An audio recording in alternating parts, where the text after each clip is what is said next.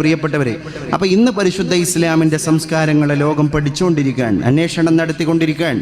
ഇസ്ലാമിൻ്റെ ഓരോ ഭാഗങ്ങളും ജീവോൽപത്തി മുതൽ ഇസ്ലാമിനെ പറ്റി പഠിക്കാൻ തുടങ്ങിയിട്ടുണ്ട്. ശാസ്ത്ര സമൂഹം വരെ ജീവോൽപത്തി മുതൽ സമുദ്രജലത്തിലെ പ്രോട്ടോപ്ലാസം സംഭവിച്ചിട്ട് അതിൽ നിന്ന് അമീബയുണ്ടാകുന്നു, അതിൽ നിന്ന് ജീവന്റെ ഉൽപ്പത്തി ഉണ്ടാകുന്നു. അതുകൊണ്ട് ജീവന്റെ ഉൽപ്പത്തി വെള്ളത്തിൽ നിന്നാണ് എന്ന് ഇന്ന് ശാസ്ത്രം കണ്ടെത്തി. ഈ ശാസ്ത്രം ജനിക്കുന്നതിന്റെ നൂറ്റാണ്ട് 14 മുമ്പ് ഇസ്ലാം പരിശുദ്ധ ഖുർആനിലൂടെ നബി തങ്ങൾ സ്വഹാബത്തിനെ കേൾപ്പിക്കുകയാണ്, വജഅൽനാ മിനൽ മാഇ കുല്ല ശൈഇൻ ഹയ്യിൻ, എല്ലാ ജീവനുള്ള വസ്തുക്കളെയും നാം പടച്ചത് വെള്ളത്തിൽ നിന്നാണ്. വജഅൽനാഹാ മിനൽ മാഇ, വെള്ളത്തിൽ നിന്നാണ് നമ്മൾ എല്ലാ ജനസ്സുകളെയും വേർതിരിച്ചിരിക്കുന്നത്. അപ്പം ഇതിൽ നിന്ന് തന്നെ കിട്ടി അന്നസമാ വൽ അർള കാനതാ റത്ഖൻ ഫഫതഖനാഹുമാ. നിങ്ങൾ കാണുന്നില്ലേ, ഭൂമി ആകാശം ഈ സാധനങ്ങളൊക്കെ ഒട്ടിപ്പിടിച്ചതായിരുന്നു. അവിടെയാണ് ബിഗ് ബാങ് തിയറി എന്ന് പറയുന്ന ഒരു പൊട്ടിത്തെറി സംഭവിക്കുന്നത്. ആ പൊട്ടിത്തെറിയിലൂടെ പ്രപഞ്ചം ചിതറിപ്പോകുന്നത്. വ്യാഴം വ്യാഴത്തിന്റെ വഴിക്ക്, ശുക്രൻ ശുക്രന്റെ വഴിക്ക്, യുറാനസ് യുറാനസിന്റെ നെപ്റ്റ്യൂണിന്റെ വഴിക്ക്, ചൊവ്വ ചൊവ്വയുടെ വഴിക്ക്, ചന്ദ്രൻ ചന്ദ്രന്റെ വഴിക്ക്, ഭൂമി ഭൂമിയുടെ വഴിയെ, എല്ലാത്തിനെയും നമ്മൾ വേർപ്പെടുത്തി. വജഅൽനാ മിനൽ മാഇ കുല്ല ശൈഇൻ ഹയ്യിൻ, ജീവനുള്ള സകല വസ്തുക്കളെയും നാം പടച്ചത് വെള്ളത്തിൽ നിന്നാണ്. അതുകൊണ്ട് മനുഷ്യ നമ്മളൊക്കെ ഇങ്ങനെ കടന്നു വന്നവരാണ്. ഇനി മനുഷ്യന്റെ ഉൽപ്പത്തി ശാസ്ത്രം അതിനെപ്പറ്റി പറഞ്ഞത് സൈക്കോട്ട്, ഒരു തുള്ളിക്കൊണ്ടിരിക്കുന്ന സൈക്കോട്ട്. ഈ ഇന്ദ്രിയ തുള്ളിയിൽ നിന്ന് പിന്നെ ഒരു രക്തപിണ്ഡത്തിലേക്ക് മനുഷ്യൻ മാറുന്നതിനെ പറ്റി. ഖലഖൽ ഇൻസാന മിൻ അലഖ്, മനുഷ്യ നിന്നെ പടച്ചത് അലഖിൽ നിന്നാണ്, മാംസപിണ്ഡമായി നീ മാറുകയാണ്, നുത്ഫത്തായി നീ മാറുകയാണ്. അലം യകുന നുത്ഫതൻ മിൻ മനിയുംനാ, നീ ഒരു ഇന്ദ്രിയ തുള്ളിയായിരുന്നില്ലയോ മനുഷ്യ എന്ന് അല്ലാഹു ചോദിക്കുന്നുണ്ട്. ഈ ആയത്തിലൂടെ മനുഷ്യോൽപത്തിയെ പറ്റി ഇന്ന് ശാസ്ത്രം പഠിച്ചുകൊണ്ടിരിക്കുകയാണ്. അതുകൊണ്ട് നമുക്കൊന്നും അഹങ്കരിക്കാനുള്ള ഒന്നുമില്ല. അല്ലാഹു തആല നമ്മളെങ്ങനെ പഠിച്ച് ശരിക്കും നമ്മളെ അസ്തിത്വം ചിന്തിക്കണം. എല്ലാ ആളുകളിലേക്കുള്ളൊരു ബോധനാണിത്. നമ്മൾ അസ്തിത്വം ചിന്തിക്കണം. ദുനിയാവിൽ അല്ലാഹു തആല നമ്മളെ ഇത്രയും പരിമിതികൾക്കുള്ളിലാണ് നിർത്തിയിരിക്കുന്നത്. ഇത്ര മൈക്രോൺ, ഇതിൻ്റെ അപ്പുറത്തുള്ള വസ്തുക്കളെ നമുക്ക് കാണാൻ കഴിയൂല.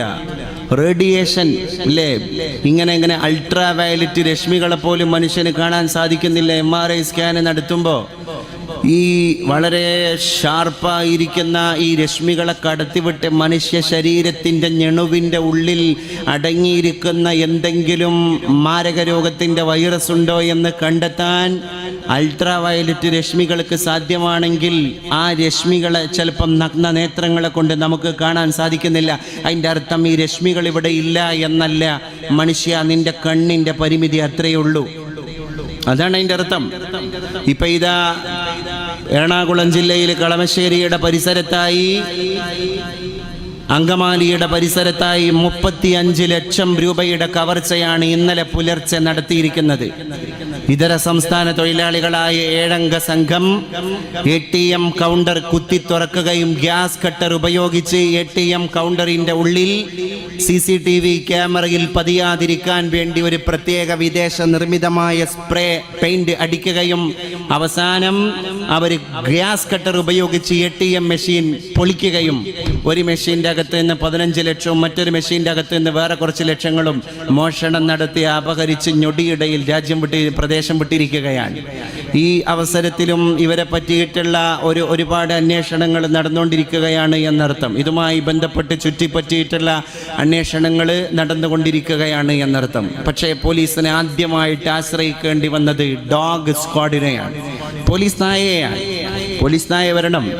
അപ്പോൾ ആക്കിലും ബാലിയും ഹുറും മുക്കല്ലഫൊക്കെ ആയ എല്ലാവിധ സർട്ടിഫിക്കറ്റ്, അയോധന കലകളിൽ ഇത്രയും പദവി തീർത്ത പോലീസുകാരൻ, ബിരുദാനന്തര ബിരുദത്തിൽ ഇത്രയും വലിയ ക്വാളിഫിക്കേഷൻ നേടിയ പോലീസുകാരൻ, താൻ എല്ലാം ആണ് എന്ന് എല്ലാവരോടും ഒഴിഞ്ഞുകൊണ്ടിരിക്കുന്ന പോലീസുകാരൻ, അല്ലെങ്കിൽ ഒരു മനുഷ്യൻ, ആ മനുഷ്യന് നമ്മളെ മതവിശ്വാസ പ്രകാരം തൊട്ടാൽ 7 വട്ടം കഴുകേണ്ട മുഗല്ലലായ നജസ് നായയെ അതിൻ്റെ ചെങ്ങല പിടിച്ചിട്ട് സഹായം തേടേണ്ടി വന്നു. എവിടെയാണ് പ്രതി, എങ്ങോട്ടാണ് പ്രതി സഞ്ചരിച്ചത്?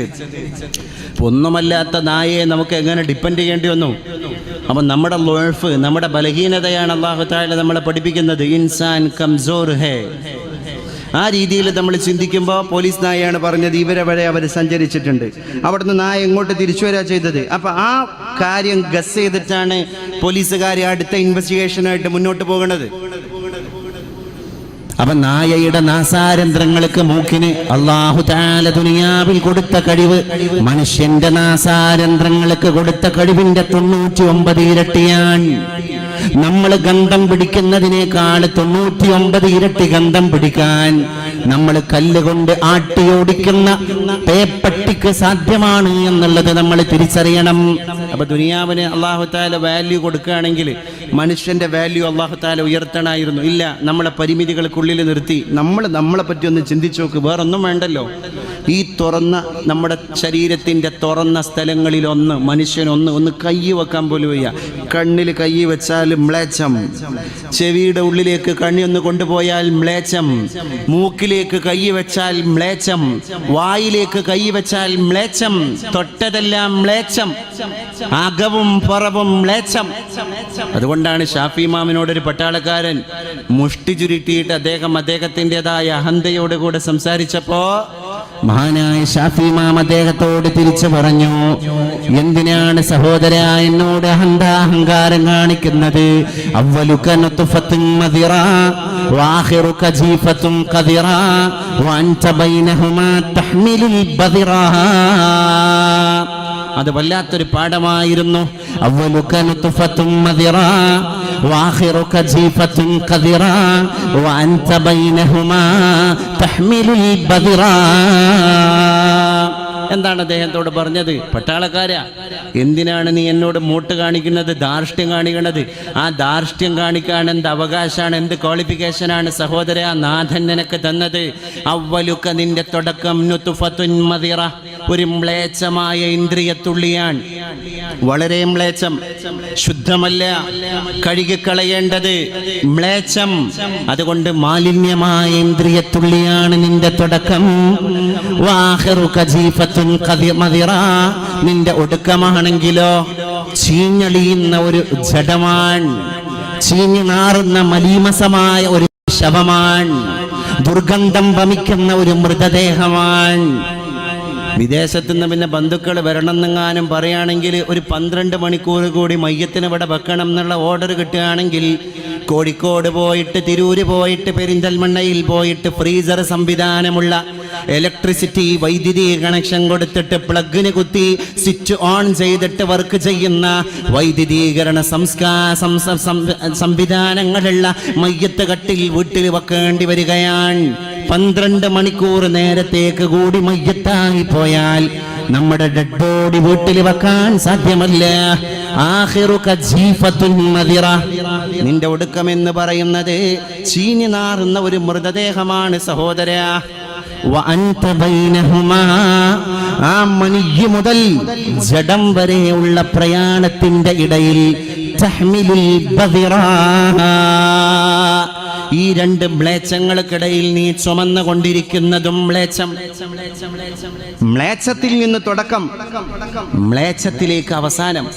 ഈ 2 മ്ലേച്ഛങ്ങൾക്കിടയിൽ നീ വഹിച്ചുകൊണ്ടിരിക്കുന്നതും മ്ലേച്ഛം. എന്നിട്ട് ഈ ഒരു പ്രതിഭാസത്തിന്റെ പേരാണ് മനുഷ്യൻ. എത്ര സുന്ദരം ആ വാക്ക്! ആ വാക്കിന്റെ സൗന്ദര്യം എന്ന് ആലോചിച്ചു. എന്നിട്ട് അല്ലാഹു തആല ഈ മ്ലേച്ഛങ്ങൾക്കിടയിലും നമ്മൾ അഡ്ജസ്റ്റ് ചെയ്യാൻ ഇവന്റെ കോർവ അല്ലേ അലം, പിന്നെ അങ്ങനെ അല്ലാഹു തആല പറഞ്ഞില്ലേ, പിന്നെ മനുഷ്യ ഫീ ഖദ് ഖലഖനൽ ഇൻസാന ഫീ അഹ്സനി തഖ്വീം, ഒന്നിന് പിറകെ ഒന്ന്. ഒരു സന്ധിയെ ഫിറ്റ് ചെയ്തു, അവിടെ ഒരു വിജാഗിരി സിസ്റ്റം കൊടുത്തു. അതിന്റെ മുകളിൽ വേറൊരു സന്ധിയെ ഫിറ്റ് ചെയ്തു, അവിടെ ഒരു വിജാഗിരി സിസ്റ്റം കൊടുത്തു. ഒരു വിരലിന് എത്ര സന്ധി, ഒരു വിരലിന് എത്ര മടക്കുകൾ, കണ്ണിന്റെ ഭാവം, നെറ്റിയുടെ ചുളിവ് പോലും ഒരു ഭാഷയാണ്. ഈ വിരൽ ഇങ്ങനെ ആക്കി കഴിഞ്ഞാൽ ഒരു ഭാഷ, തുറിച്ച നോട്ടത്തിൽ ഒരു ഭാഷ, രൂക്ഷമായ നോട്ടത്തിന് വേറൊരു ആശയം, മന്ദസ്മിതം തൂങ്ങുന്നതിൻ്റെ കൂടെ ലാളിത്യം കലർന്ന ഒരു പശ്ചിമയുള്ള ഒരു നോട്ടം നോക്കുമ്പോൾ അതിന് വേറൊരു ഭാഷ, എന്നിട്ട് ഈ മനുഷ്യരൂപത്തിൽ എന്തൊക്കെ ആകാരങ്ങൾ, എന്തൊക്കെ സൗഷ്ഠവങ്ങൾ, എന്തൊക്കെ അനുരാഗങ്ങൾ, എന്തൊക്കെ സൗന്ദര്യങ്ങൾ അല്ലാഹു തആല പടച്ചിരിക്കുകയാണ്.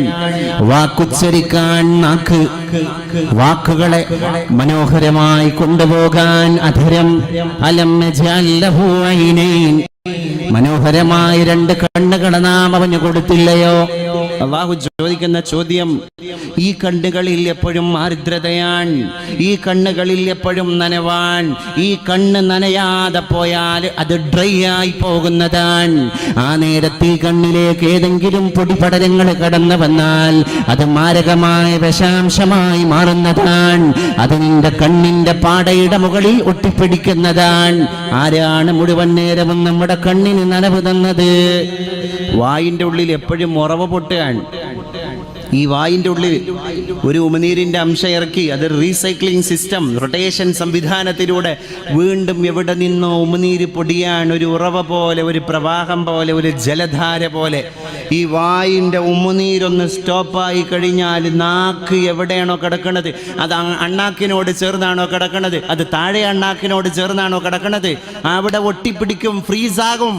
പിന്നെ മനുഷ്യ ജന്മണ്ടെങ്കിൽ ആ നാവിനെ പൊക്കാൻ നിനക്ക് സാധ്യല്ല. അതിൻ്റെ ഇടയിലാണ് അലം നജഅൽ ലഹു ഐനൈൻ, ഭദ്രമായ അസ്ഥികൂടാരത്തിന്റെ ഉള്ളിൽ ഒരു ഫുട്ബോൾ വന്നിട്ട് മുഖത്തങ്ങട്ട് അടിച്ചാലും കണ്ണ് സേഫാണ്. ഭദ്രമായ അസ്ഥികൂടാരത്തിന്റെ ഉള്ളിൽ നിന്റെ സുരക്ഷിതമായ രണ്ട് കണ്ണുകളെ നാം ഫിറ്റ് ചെയ്തില്ലയോ? നിനക്ക് തന്നെ വലിസാനൻ, നാവ് തന്നില്ലയോ? വശഫതൈൻ, രണ്ട് അധരങ്ങൾ തന്നില്ലയോ? ആ അധരങ്ങളെ കൊണ്ടാണ് സംസാരിക്കുന്നത്. ആ അധരം വിടർത്തുമ്പോഴാണ് പുഞ്ചിരി തൂകുന്നത്. എന്നിട്ട് ഇസ്ലാം പറയാൻ, ഈ ചെറിയ രണ്ട് അധരങ്ങൾ നീ ഒന്ന് വിടർത്തിയാൽ സദഖയാണ്. എന്തൊരു വലിയ ആശയങ്ങളാണ്. ഒരു വഴിയിലൂടെ ഇവിടുന്ന് ഇങ്ങനെ പോവാണ് നമ്മൾ. അപ്പം നമ്മളോട് തെറ്റിദ്ധാരണ, നമ്മളെപ്പറ്റി വേറെന്തോ ഒരു മിസ്അണ്ടർസ്റ്റാൻഡിങ് നടത്തിയ വേറൊരാൾ ആ വഴിയിലൂടെ തിരിച്ചു വരികയാണ്. നമുക്കും അയാൾക്കും സംസാരിക്കാനുള്ളൊരു അവസരം പോലും കിട്ടിയിട്ടില്ല. ഈ ദുരൂഹതൻ്റെ പേരിൽ നമ്മൾ അയാളോടും അയാൾ നമ്മളോടും സംസാരിക്കാൻ തുനിഞ്ഞിട്ടുമില്ല. അതിൻ്റെ ഇടയിലാണ് ഇവിടുന്ന് കൊടക്കൽ അങ്ങാടിയിൽ നിന്ന് നമ്മളിങ്ങനെ വെന്നിയൂർക്ക് പോകുമ്പോൾ റോഡ് വഴി നടക്കുമ്പോൾ എതിർ ദിശയിലൂടെ അയാൾ വരുന്നുണ്ട്. നമ്മൾ യാതൊരു പിഷ്കുമില്ലാതെ ഒന്നങ്ങോട്ട് പുഞ്ചിരിച്ചു, അയാൾ ഇങ്ങോട്ടും പുഞ്ചിരിച്ചു. ഇയാൾ വീട്ടിൽ പോയിട്ട് പറഞ്ഞു, ആരെ പറഞ്ഞ് അവൻ എന്നോട് അങ്ങനെ ദേഷ്യമുണ്ട്, ഇങ്ങനെ ദേഷ്യമുണ്ട്, ആരെ പറഞ്ഞ് അവൻ എന്നെ പറ്റി അങ്ങാടിയിൽ നിന്ന് അങ്ങനെ പറഞ്ഞിട്ടുണ്ട്, ഇങ്ങനെ പറഞ്ഞിട്ടുണ്ട്, ഒക്കെ പൊള്ളയാണ്, എല്ലാം തെറ്റാണ്. കാരണം അവൻ മനസ്സ് തുറന്ന് എന്നോട് ചിരിച്ചിട്ടുണ്ട്. അവൻ്റെ ഹൃദയമാണത് വിടർന്നത്. രണ്ട് പുഞ്ചിരി, രണ്ട് ചുണ്ടൊന്ന് വിടർന്നാൽ സദഖ അൻ തൽഖ അഖാക ബിവജ്ഹിൻ തലീഖിൻ സദഖ. മുഹമ്മദ് മുസ്തഫ സല്ലല്ലാഹു അലൈഹി വസല്ലം. തബസ്സുമുക ഫീ വജ്ഹി അഖീക സദഖ, നിന്റെ സഹോദരന്റെ മുഖത്ത് നോക്കി നീ ഒന്ന് പുഞ്ചിരിക്കൽ ദാനമാണ്, ദാനമാണ്, ദാനമാണ് സഹോദരാ. അതുകൊണ്ട് ആ ദാനത്തിന് വേണ്ടി നമ്മൾ നിലകൊള്ളണം. പരിശുദ്ധ മതത്തിന്റെ ഇത്തരത്തിലുള്ള വശങ്ങളിലേക്ക് ലോകം സഞ്ചാരം നടത്തിക്കൊണ്ടിരിക്കുകയാണ്. എവിടെയും MP അപ്പൻ എന്ന് പറയുന്ന ഹൈന്ദവനായ കവിയാണ് ആചാരങ്ങളെ അനുഷ്ഠാനങ്ങളെ മുറതെറ്റാതെ കൊണ്ടുപോകുന്ന ഇസ്ലാമിന്റെ അനുയായിയുടെ ജീവിതം കണ്ടിട്ട് കവിത പാടിപ്പോയത്. മുസ്ലിം ജീവിത മോഹനഗാനം ഭൂതചരിത്ര വിപഞ്ചീലീനം, മുസ്ലിം ജീവിത മോഹനഗാനം ഭൂതചരിത്ര വിപഞ്ചീലീനം. ആമണി വല്ലകി മീട്ടുകിലെങ്ങും മുസ്ലിം ജീവിത മധുരിമതിങ്ങും, ആമണി വല്ലകി മീട്ടുകിലെങ്ങും മുസ്ലിം ജീവിതം മധുരിമതിങ്ങും. നമ്മൾ അങ്ങനെ ജീവിക്കണം എൻ്റെ പ്രിയപ്പെട്ടവരെ. അതുപോലെ തന്നെയാണ് പരിശുദ്ധ ഇസ്ലാമിന്റെ ശിക്ഷാമുറകൾ. ഇസ്ലാമിന്റെ ശിക്ഷാമുറകളെ കണ്ടിട്ട് പരിശുദ്ധ ഇസ്ലാമിന്റെ ഈ ശാന്തല തീരത്തേക്ക് കടന്നു വന്ന ഒരുപാട് ആളുകൾ വിദേശ രാജ്യങ്ങളിൽ അവരുടെ അനുഭവങ്ങളെ തുറന്നു പറഞ്ഞ് ഒരുപാട് യാഥാർത്ഥ്യങ്ങൾ ഇതിനോടകം തന്നെ കഴിഞ്ഞു പോയിട്ടുണ്ട് എൻ്റെ പ്രിയപ്പെട്ടവരെ. മഖ്സൂം വംശത്തിൽപ്പെട്ട ഗോത്രത്തിൽപ്പെട്ട ഒരു പെണ്ണ് മോഷണം നടത്തുകയാണ്. മഖ്സൂം ഗോത്രം എന്ന് പറഞ്ഞാൽ അന്ന് അറബികൾക്കിടയിൽ വലിയ പേരും പ്രതാപവുമുള്ള ഗോത്രമാണ്. ആ ഗോത്രത്തിൽപ്പെട്ട ഒരു പെണ്ണാണ് മോഷണം നടത്തിയത്. ഒരു ഉത്സവം നടന്നുകൊണ്ടിരുന്ന കാലഘട്ടമാണ്. എല്ലാവരും ഉത്സവപ്പറമ്പിലേക്ക് പോയപ്പോ ഈ പെണ്ണി ഉത്സവപ്പറമ്പിലേക്ക് പോകുന്നതിന് പകരം അയൽവാസിയുടെ വീട്ടിൽ കയറി ആ വീട്ടിലുള്ള വിലപിടിപ്പുള്ള എന്തോ വസ്തുവിനെ മോഷണം നടത്തുകയാണ്. പിടിക്കപ്പെടുകയാണ്. അത് തുണ്ടി സഹിതം പിടിക്കപ്പെടുകയാണ്. അത് സോളിഡ് എവിഡന്റോടുകൂടെ പിടിക്കപ്പെടുകയാണ്. മഖ്സൂമുകാരിയായ പെണ്ണാണ് മോഷണം നടത്തിയത് എന്ന് പരിശുദ്ധ പ്രവാചകൻ തിരുമേനിയുടെ കോടതിയിൽ വന്നിട്ട് തെളിവ് സഹിതം സാക്ഷികൾ വിസ്താരം നടത്തിയപ്പോ കോടതിയിലെ ജഡ്ജായ വിധികർത്താവായ നബി തിരുമേനി വിധി പ്രസ്താവം നടത്തിപ്പോയി. ഇസ്ലാമിലോ സാരീതിന്റെ പ്രശ്നമില്ലത്തിന്റെ പ്രശ്നമില്ല, അഭിജാത്യത്തിന്റെ പ്രശ്നമില്ല, കുലമഹിമയുടെ പ്രശ്നമില്ല, സമ്പത്തിന്റെ പ്രശ്നമില്ല, വർണ്ണത്തിന്റെ പ്രശ്നമില്ല. അതുകൊണ്ട് കട്ടവന്റെ കൈമുറിക്കണം എന്നാണ് ഇസ്ലാമിന്റെ നീതി, ഇസ്ലാമിന്റെ നിയമം. ആ നിയമം നടപ്പാക്കാൻ പരിശുദ്ധ കോടതിയിലെ ന്യായാധിപനായ പ്രവാചക തിരുമേനി സഹാബത്തിന് നിർദ്ദേശം കൊടുക്കുകയാണ്. വല്ലാത്ത ചർച്ചയായി. മസ്സൂം ഗോത്രക്കാരാണെങ്കിൽ വലിയ പേരും പ്രതാപുള്ള ഗോത്രക്കാരാണ്.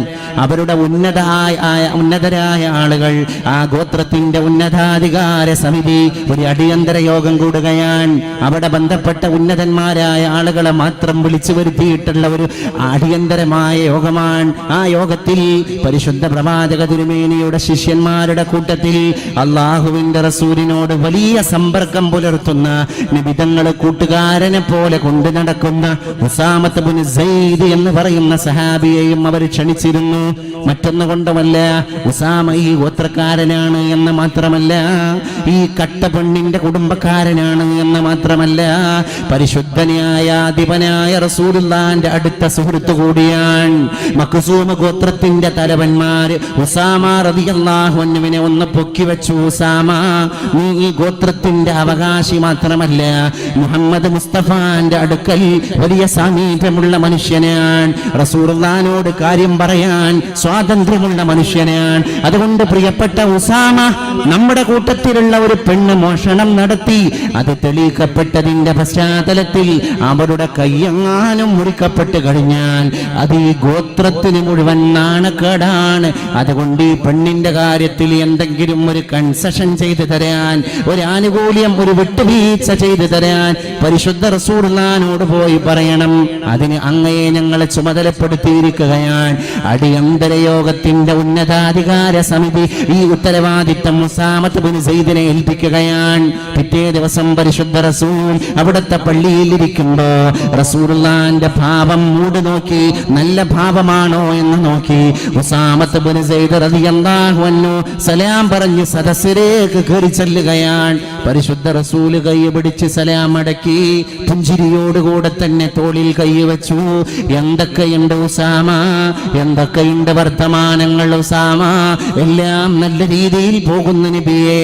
സൗഹൃദ സംഭാഷണത്തിന്റെ ഇടയിലൂടെ നബിതങ്ങൾ ഇപ്പൊ നല്ല ഒരു അവസ്ഥയിലാണ്, നല്ല സന്തോഷത്തിന്റെ മൂഡിലാണ് എന്ന് മനസ്സിലാക്കിയ ഉസാമത്ത് ബിൻ സൈദ് കൂട്ടത്തിൽ പറഞ്ഞു പോയി, നബിയെ, വളരെ ഗൗരവമുള്ള ഒരു കാര്യം പരിശുദ്ധനായ അങ്ങയുടെ ശ്രദ്ധയിൽപ്പെടുത്താനാണ് എന്റെ ഗോത്രത്തലവന്മാരെ ചുമതലപ്പെടുത്തിയതിന്റെ പേരിൽ ഈ ഉസാമ കടന്നു വന്നത്. നബിയെ, പറ ഉസാമ കാര്യം.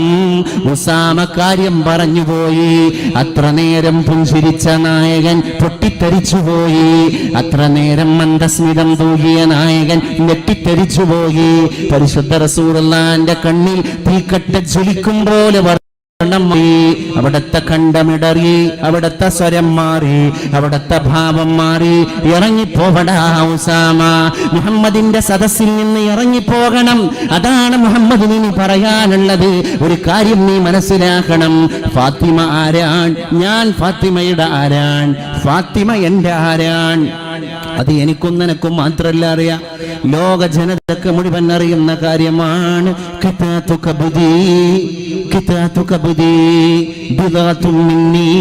എന്റെ ബിൽഗയാണ് ഫാത്തിമ, എന്റെ കരളിന്റെ കഷ്ണമാണ് ഫാത്തിമ.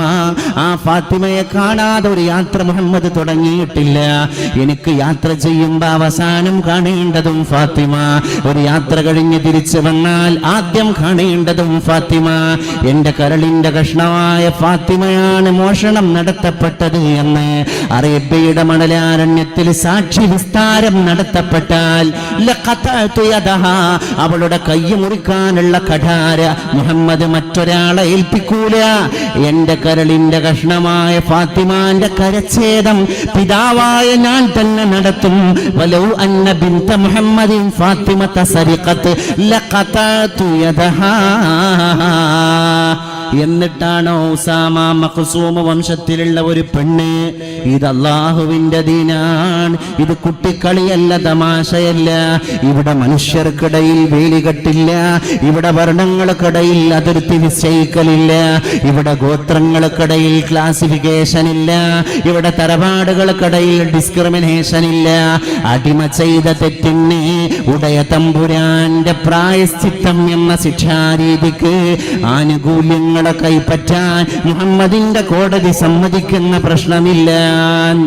ഇന്ന് നോട്ടുകെട്ടിന്റെ പേരിൽ നിരപരാധി ശിക്ഷിക്കപ്പെടുകയും തെറ്റ് ചെയ്തവൻ വിഹരിക്കുകയും ചെയ്യുന്ന ഒരു കാഴ്ച എല്ലാ രാഷ്ട്രങ്ങളിലും കണ്ടുകൊണ്ടിരിക്കുകയാണ്.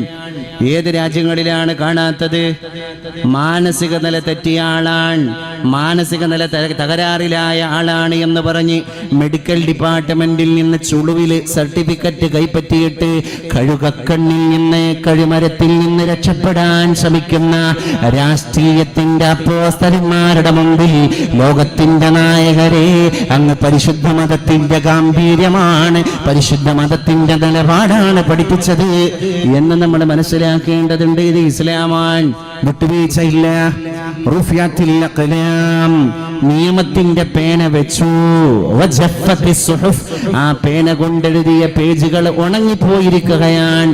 അവിടെ ഇനി അമെൻമെന്റ് പാടില്ല, അമെൻമെന്റ് പാടില്ല. റമദാൻ 30 ദിവസം നോമ്പ് എന്നുള്ളത് ഇസ്ലാമിന്റെ അന്നത്തെ ആചാരമാണ്. അമെൻമെന്റ് പറ്റൂല. 3/2 ഭൂരിപക്ഷം കിട്ടിയാലും അമെൻമെന്റ് പറ്റൂല. ഖുർആൻ വെള്ളിപുള്ളി വ്യത്യാസമില്ലാതെ അന്നും ഉണ്ട്, ഇന്നും അതേ വേദഗ്രന്ഥമുണ്ട്. അമെൻമെന്റ് പറ്റൂല. ഇവിടെ ഒരു പഴയ നിയമമല്ല, ഇവിടെ ഒരു പുതിയ നിയമമല്ല, ഒറ്റ നിയമം, ആകെയുള്ളത് ഒറ്റ നിയമമാണ്. അതുകൊണ്ടാണ് റബ്ബനാ മാ ഖലഖ്ത ഹാദാ ബാതില സുബ്ഹാനക ഫഖിനാ അദാബന്നാർ.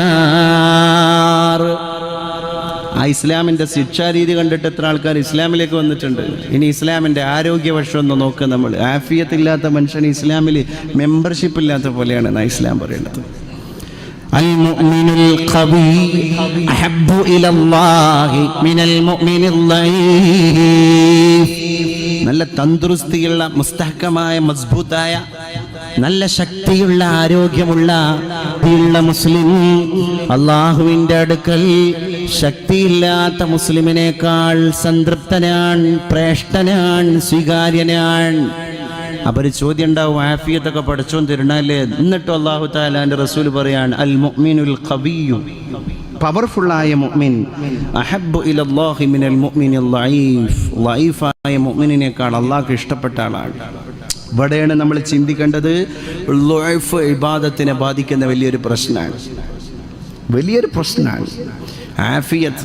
സുബൈന്റെ കുനൂത്തിൽ നമ്മൾ ദ്വാരക്കണ സമയത്ത്, സുബൈന്റെ കുനൂത്തിൽ നമ്മൾ ദുആ ചെയ്യുമ്പോൾ പരിശുദ്ധനായ തമ്പുരാനോട് പറയാൻ ഹിദായത്ത് തന്ന ശേഷം പിന്നെ ദുആ ചെയ്യുന്നത് ആഫിയത്തിന് വേണ്ടിയാണ്. അല്ലാഹുമ്മ ഹ്ദിനി ഫീമൻ ഹദൈത് വഅഫിനി ഫീമൻ ആഫൈത്. അല്ലാഹുവേ നീ ഹിദായത്ത് നൽകണേ തമ്പുരാനെ. ഹിദായത്ത് ചോദിച്ച മനുഷ്യൻ പിന്നെ റബ്ബിനോട് ചോദിക്കുന്നത് ആഫിയത്താണ്. അപ്പൊ ഹിദായത്ത് കിട്ടിയാൽ പിന്നെ നമുക്ക് വേണ്ടത് ആഫിയത്താണ്. ആഫിയത്തില്ലാതെ എങ്ങനെ അമൽ ചെയ്യാൻ പറ്റും? 60-ാമത്തെ വയസ്സിലും 70-ാമത്തെ വയസ്സിലും 75-ാമത്തെ വയസ്സിലുമാണ് ഖിയാമുൽ ലൈലിന്റെ പ്രാധാന്യം, ഒരു തഹജ്ജുദ് നിസ്കാരത്തിന്റെ പ്രാധാന്യം എന്താണെന്നുള്ളത് ഒരു വോയിസ് ക്ലിപ്പിലൂടെ മനസ്സിലായത്. ആ നേരത്തെ ശരീരം പറഞ്ഞാൽ കേൾക്കൂല, ബോഡി പറഞ്ഞാൽ കേൾക്കൂല. ആ നേരത്തെ നമ്മൾ വെല്ലിപ്പായിരിക്കുന്ന സമയത്തൊന്ന് കടന്നു കഴിഞ്ഞാൽ ഒന്ന് ചെരിച്ച് കിടക്കണമെങ്കിൽ പേരക്കുട്ടി വന്നിട്ട് പുറത്തൊന്ന് ഒന്തിത്തരണം. ഈ സമയത്ത് രാത്രി 3:30 മണിക്ക് എണീറ്റിട്ട് എങ്ങനെ തഹജ്ജുദ് നിസ്കരിക്കാൻ കഴിയും? അപ്പോൾ ഊഷ്മളതയുടെ ഒരു സമയമുണ്ട്. ഈ 30-ന്റെ നിറവ്, ഈ 35-ന്റെ നിറവ്, ഈ 40-ന്റെ നിറവ്, വല്ലാത്തൊരു നിറവാണ്. ആരോഗ്യം നിറഞ്ഞു കിടക്കുന്ന സമയമാണിത്. ശരീരം പറഞ്ഞാൽ കേൾക്കുക എന്നുള്ളൊരു പ്രായമാണിത്. എന്താ, നമ്മളെ ശരീരത്തിനോട് നമ്മളൊന്ന് ആക്ഷൻ കൊടുത്താൽ മതി. ഒന്ന് എണീക്കണം, നമ്മൾ എണീക്കാൻ. ഒന്ന് നടക്കണം, നമ്മൾ നടക്കാൻ. ഒന്ന് ഓടണം, നമ്മൾ ഓടുകയാണ്. ഒന്ന് ചാടണം, ചാടുകയാണ്. ആ നേരത്താണ് തഹജ്ജുദിന്റെ പ്രാധാന്യം നമ്മൾ മനസ്സിലാക്കേണ്ടത്. അപ്പൊ തഹജ്ജുദ് നിസ്കരിക്കാൻ എന്തൊരു പെർഫെക്ഷൻ ഉണ്ടാവും, ആ തഹജ്ജുദിനൊരു ഗാംഭീര്യം ഉണ്ടാവും, അതിന്റെ ചടുലത, അതിന്റെ ആർജവം, അതിന്റെ ഊർജം. ഇത് വേറെ പ്രായം ചെന്ന സമയത്ത് കിട്ടുമോ? ഇല്ല. അപ്പൊ മനസ്സ് പ്രായം ചെന്ന സമയത്ത് കിട്ടുള്ളൂ. ഇപ്പൊ തന്ദുരുസ്തി ഉണ്ട്, നല്ല ആരോഗ്യമുണ്ട്, പക്ഷെ മനസ്സില്ല. അതാണ് പ്രശ്നം. വൈപരീത്യങ്ങൾക്കിടയിലാണ് നമ്മൾ നടക്കണം, ജീവിക്കണം. ചെറിയ പ്രായത്തിലാണെങ്കിൽ ഇതൊക്കെ ചെയ്യാനുള്ള മനസ്സുണ്ടാവും, ചെറിയ കുട്ടികളാകുമ്പോൾ, പഠിക്കുന്ന കുട്ടികളാകുമ്പോൾ. പക്ഷെ അന്ന് കയ്യിൽ ക്യാഷ് ഉണ്ടാവില്ല സേവനം ചെയ്യാൻ. പിന്നെ ക്യാഷ് കയ്യിൽ ഇങ്ങനെ ഉണ്ടാകുന്ന സമയത്ത് അതിനുള്ള സമയം ഉണ്ടാകില്ല. കാരണം യുവത്വത്തിൻ്റെ സമയമാണ്. ഓട്ടാണ്, രണ്ടറ്റം കൂട്ടിമുട്ടിക്കാനുള്ള ഓട്ടത്തിൻ്റെ ഇടയിൽ യൗവനം കഴിഞ്ഞു. പിന്നെ കുറേ നയിച്ചുണ്ടാക്കിയ ബാലൻസൊക്കെ ചിലപ്പം വാർദ്ധക്യ സമയത്ത് ഇങ്ങനെ ഒരു അസറ്റായിട്ട്, സേവിങ് ബാലൻസ് ആയിട്ട് കിടക്കുന്നുണ്ടാവും. പക്ഷേ അന്ന് കൊടുക്കാനും പ്രവർത്തിക്കാനുള്ള ആഫിയത്ത് ഉണ്ടാവില്ല. ചുരുക്കി പറഞ്ഞാൽ മനുഷ്യൻ്റെ ജീവിതം ഒരു പുരുഷായുസ് ഇങ്ങനെ സ്പോയിൽ ചെയ്ത് കടന്നു പോവുകയാണെന്നർത്ഥം. അവിടെയാണ് ആഫിയത്തിൻ്റെ പ്രാധാന്യം നമ്മൾ പഠിക്കേണ്ടത്. ഒരു ഹജ്ജ് നിർവഹിക്കണമെങ്കിൽ ആഫിയത്ത് പെർഫെക്റ്റ് ആകണം.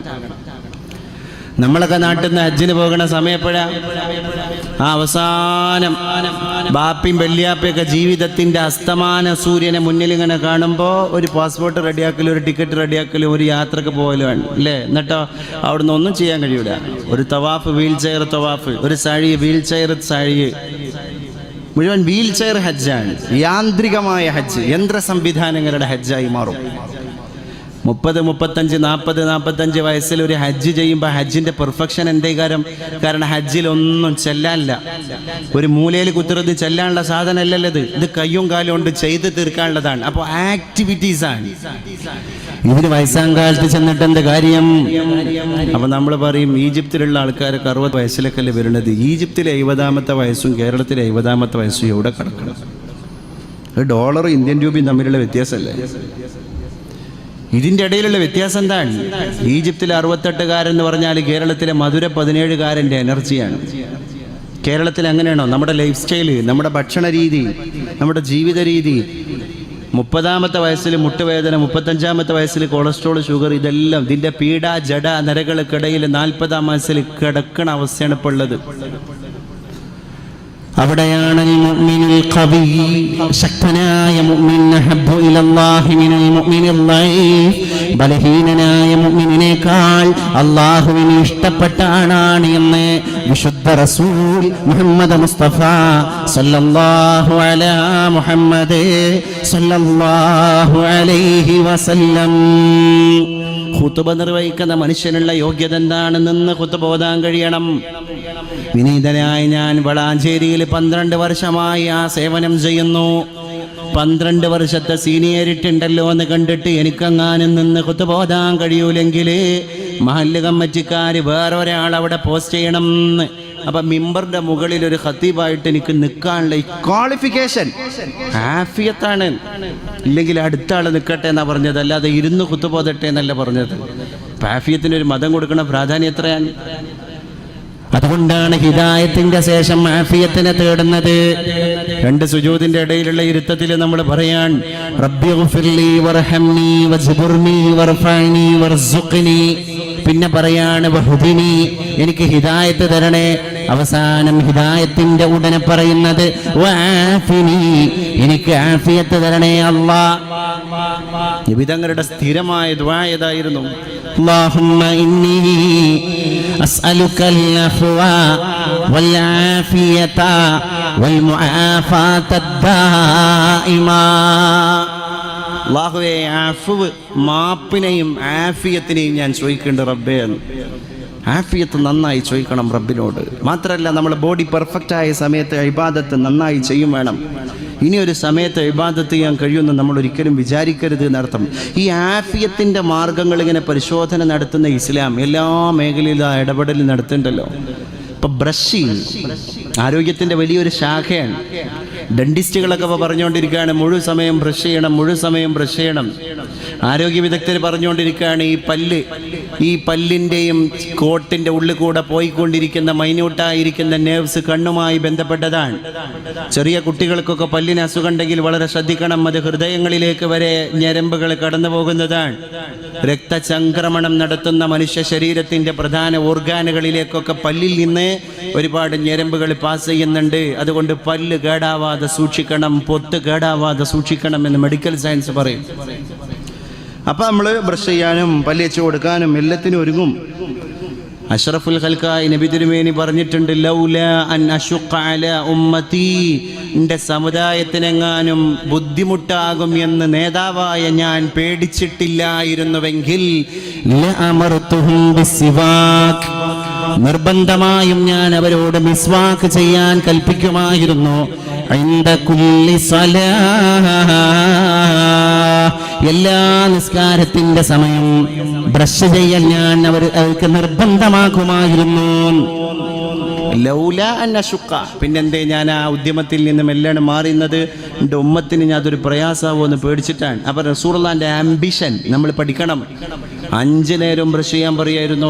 അറബികളെ കണ്ടിട്ടില്ല നിങ്ങൾ? ഇനി അറബി ചെക്കന്മാർ എന്ത് വലിയ കച്ചറ കുട്ടികളാണെങ്കിലും ശരി, അവർ 2 വിരലിൻ്റെ ഇടയിൽ കണ്ടക്ടർമാർ പൈസ വെക്കണ മാതിരി അറാക്കിൻ്റെ ഒരു കഷ്ണം വെക്കാത്ത അറബി കുട്ടികൾ കുറവായിരിക്കും. സൗദി അറേബ്യയിൽ പ്രത്യേകിച്ചും അറാക്കിൻ്റെ ഒരു കഷ്ണം വിറകിൻ്റെ ഇടയിൽ ഇങ്ങനെ വെച്ചിട്ട് നല്ല തോബ് കന്തൂര കുപ്പായി ഇട്ടിട്ട് ആ കത്രയും ആ വള്ളി ഇട്ടിട്ട് ഇങ്ങനെ പള്ളിയിലേക്ക് ആരാധനാലയങ്ങളിലേക്ക് പോകുന്നത് ചെറുപ്പക്കാരായ അറബി കുട്ടികളിലടക്കം കാണുന്ന ഒരു സ്ഥിരം കാഴ്ചയാണ്. എന്നിട്ട് അവരെ ഇടക്കിടക്ക് ഇങ്ങനെ ദന്തധാവനം ചെയ്തുകൊണ്ടിരിക്കും. അറാഖ് എന്ത് കൊള്ളി കഷ്ണമായിട്ടും നിങ്ങൾക്ക് ബ്രഷിങ് നടത്താം, മിസ്വാക്ക് ചെയ്യാം. മഹാനായ അത്തിപ്പറ്റ ഉസ്താദിന്റെ ഗ്രേസ് വാലിയിലെ സലാത്ത് നടക്കുമ്പോൾ ഉസ്താദിന്റെ കുറെ മുഹിബ്ബീങ്ങളായ ആൾക്കാർ ഉസ്താദിനെ കൊണ്ടുപോയി കൊടുക്കാറുണ്ടായിരുന്നത് ഉസ്താദിന് ഇഷ്ടപ്പെട്ട സാധനമാണ് ചൈരിപ്പൊളിയായിട്ടുണ്ടാക്കിയ മിസ്വാക്ക്, ഇങ്ങനെ വളഞ്ഞ മിസ്വാക്ക്.